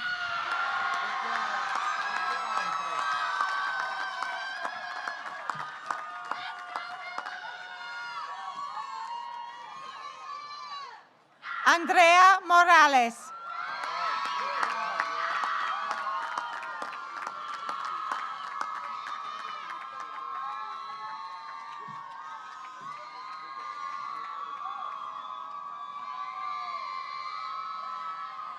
Lisbeth Barriga, summa cum laude.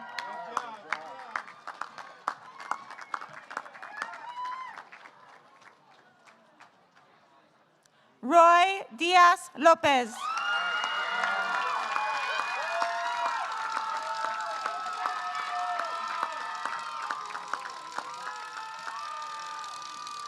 Eric Castro Jimenez.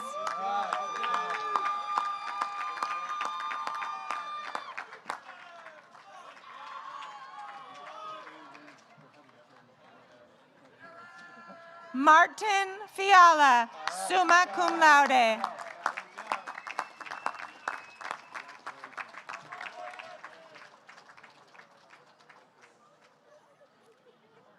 Mark Hegela, summa cum laude.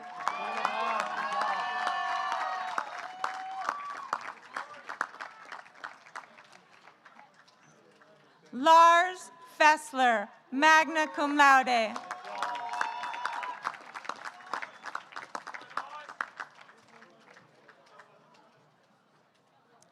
Isaac Emil Rospo Haukefauer, summa cum laude.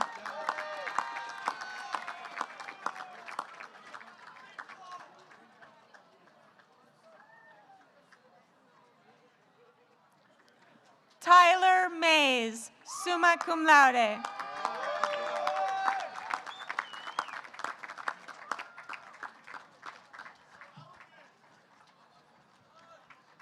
Madison Lovold, summa cum laude.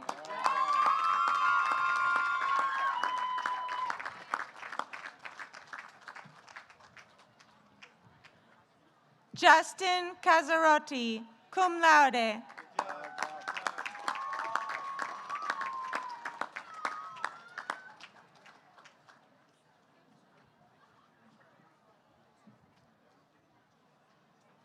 Sean Baranauskas, cum laude.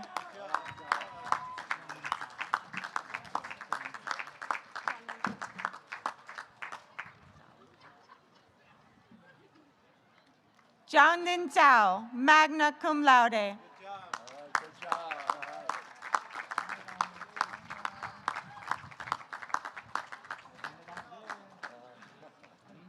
Sa Yosia Jr.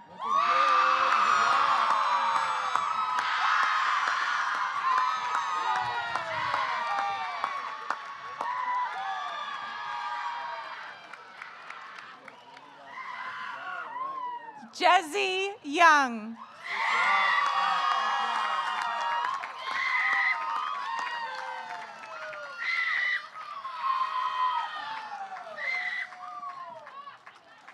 Isabella Aquino, magna cum laude.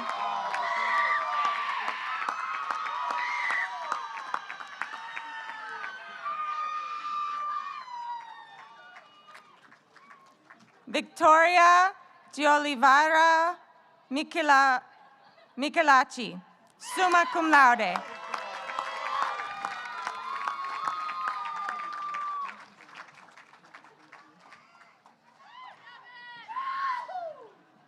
Brandy Eeks Dzib.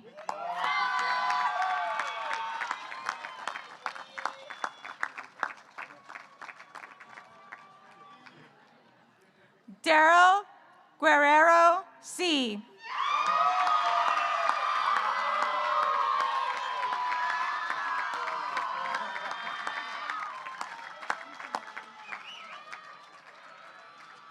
Filippo Cernesi Cori, magna cum laude.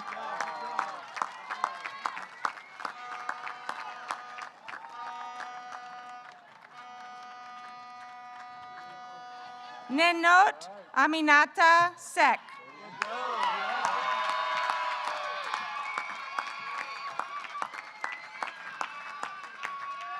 Maya Saole Sue, cum laude.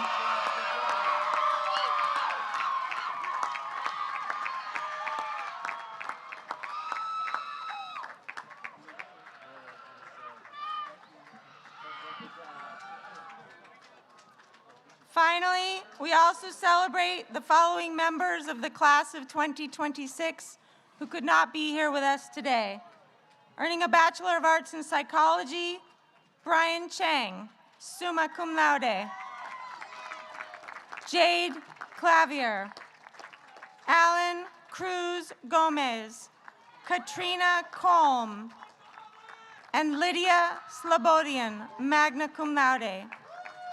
Earning a Bachelor of Arts in Interdisciplinary Studies, Jeffrey David Aldinger. Earning a Bachelor of Science in Business, Chase Hild, magna cum laude. Nicholas Terrell Wynn, cum laude. And earning a Master of Arts in Sport and Performance Psychology, Shane Tucker Stent.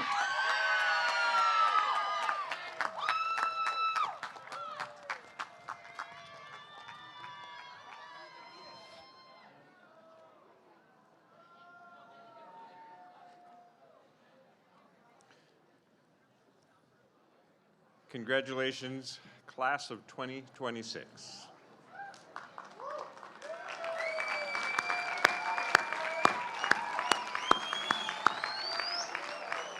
Oops.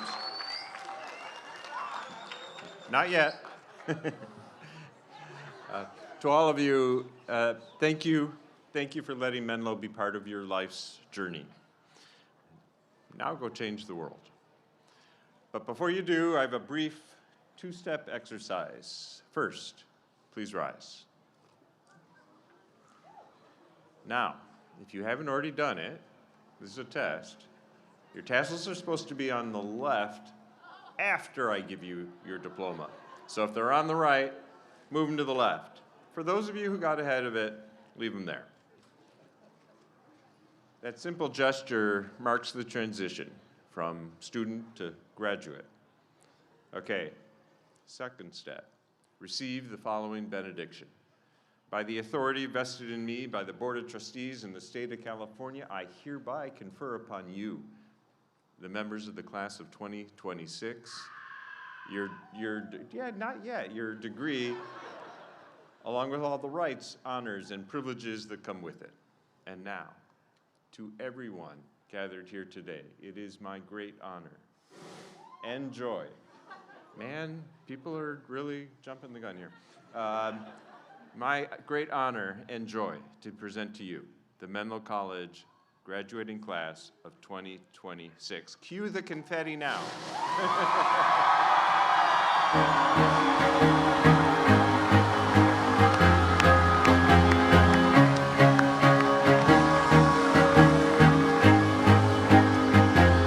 I used to rule the world. The seas would rise when I gave the word. Now in the morning I sleep alone. Sweep the streets I used to own.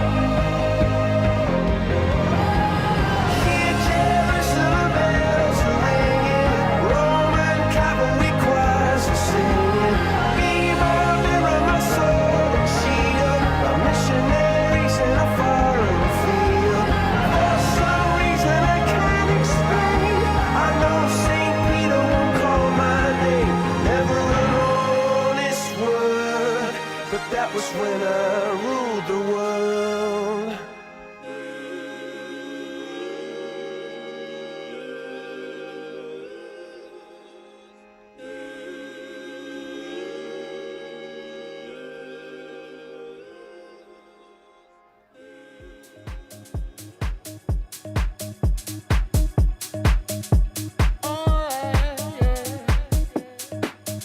Open up your heart, what do you feel? Open up your heart, what do you